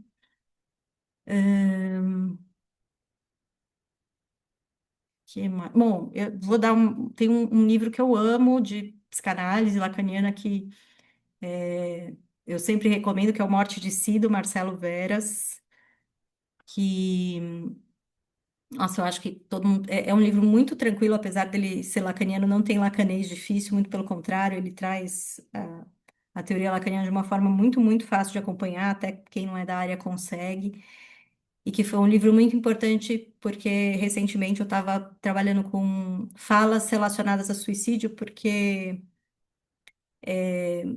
eu acho que quando a psiquiatria se coloca especificamente no lugar de salvadora, né, de impedir a pessoa de se matar, ela se coloca num lugar muito complicado, e pode ser muito deletério, né, esse posicionamento da psiquiatria. Então, exatamente para questionar isso, porque eu acho terrível, por exemplo, a gente falar que vai internar qualquer um que falar que vai ter ideação suicida, né? Acho que é um lugar que a psiquiatria não deveria fazer isso, porque ela se coloca numa situação muito difícil, e eu acho que cria uma dinâmica, né, em que e a gente vê algumas instituições adoecidas com essa dinâmica, né? A pessoa chega lá e fala que tem ideação suicida, é internada automaticamente, enquanto ela fala que tem ideação suicida, ela não recebe alta.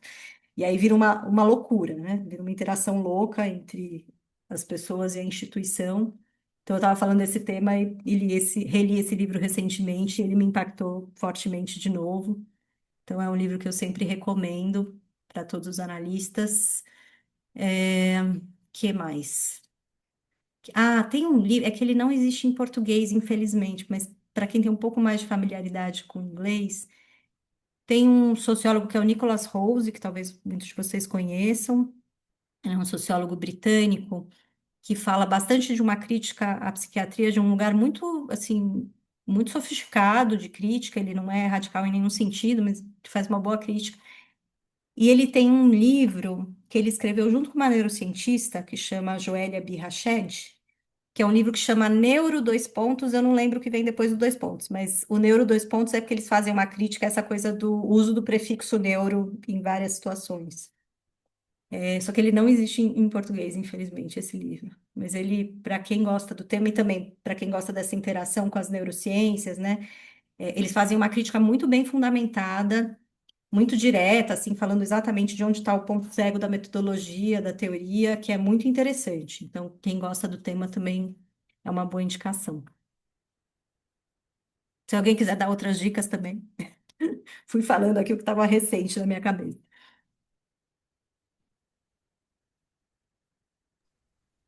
Quer falar, Marta, ou perguntar? Quero. Boa noite. Juliana, eu vi a sua palestra quando eu te conheci pelo vídeo, né, pelo IPQ, Uhum. no momento em que você estava lá naquelas reuniões dos residentes. Eu achei fenomenal, porque dentro do Instituto de Psiquiatria, eles adoram a TCC, né? Eu assisti, depois eu fui presencial, assisti um simpósio sobre suicídio, e o tempo todo é a fala. TCC é a única baseada em evidência. Nos tratamentos do IPQ, eles priorizam e faz aquele currículo dos profissionais. E aí a É, minha pro- pro- angústia de- durante Hã? deixa eu só te dar um contexto, tá? Na verdade, isso é uma ilusão, tá? Mas eu vou te explicar o contexto. O IPQ vem disso mesmo. É que, vocês terem uma ideia, no serviço de psicoterapia, o IPQ tem um serviço de psicoterapia onde a gente tem várias linhagens. Não existe TCC lá. Existe behaviorismo, existe junguiano, existe psicanálise, existe fenomenologia, existe psicodrama. Não existe TCC. Onde que está a TCC? Nos grupos, de pesquisa baseados em diagnóstico. Então, o grupo de transtorno do impulso, é lá que está a TCC. E a história do suicídio tem um racha dentro da instituição, que existe um grupo que quer assumir toda a discussão do suicídio, que é o PRODAS, que tem a pessoa que mostra a meta-análise, mostrando que psicanálise não é inferior a TCC e diz que TCC é melhor que psicanálise. Então, é este grupo, estas pessoas fazem isso. E que eles são espertos politicamente, então eles assumem ali a discussão, então dá essa impressão de que o instituto inteiro pensa igual, mas não é assim, tá? E tanto que no serviço de psicoterapia a gente não tem uma pessoa sequer da TCC, nenhuma, zero. Fico feliz, porque eu saí assim, e eu ouço muito as reuniões, eu acho que a pandemia, infelizmente, foi péssima, mas para o acesso à informação, as reuniões são muito boas, trazem conhecimentos, e quando você esteve lá, eu falei assim, gente, que bacana. Foi um show perceber você com aquela leveza falando e trazendo a psiquiatria e a psicanálise num lugar que para mim era só TCC. Então, Uhum.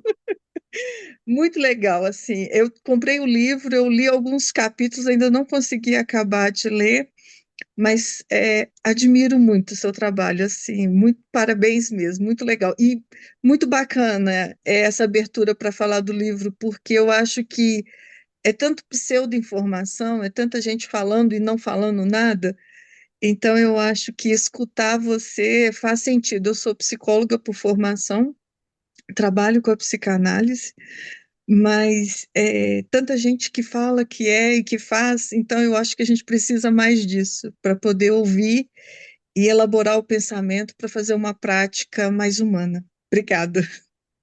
Eu que agradeço. Tem mais uma questão, daí acho que o tempo já deu, daí a gente encerra. Na prática clínica, onde Juliana psiquiatra fala mais alto e onde Juliana psicanalista toma conta? Em relação a transtornos mentais no geral. No livro, quem escreveu mais, a psiquiatra ou a analista? Ou essa dualidade não cabe em nenhuma medida? Olha, eu acho que a maior parte do tempo eu tenho uma estrutura de pensamento que se aproxima mais da psicanálise, assim. Mas apesar de eu, desde de cedo, né, saber que eu ia ser psiquiatra, Eu fiz uma formação médica muito sólida e eu acho que o pensamento médico, não especificamente o psiquiatra, mas o pensamento médico, ele tá ali incrustado em mim, então a lógica médica é uma lógica que sempre está presente, assim. E eu transito, a lógica médica é muito diferente da lógica psicanalítica, eu transito entre as duas.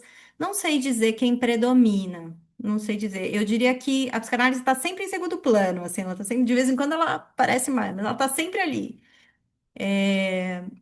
Mas a lógica médica é uma lógica com que eu tenho, claro, familiaridade, né? Então ela acaba aparecendo muito também porque ela tem esse efeito cultural, né? As pessoas gostam muito de ouvir, então às vezes ela aparece também porque em certas formas de comunicação ela acaba sendo muito útil.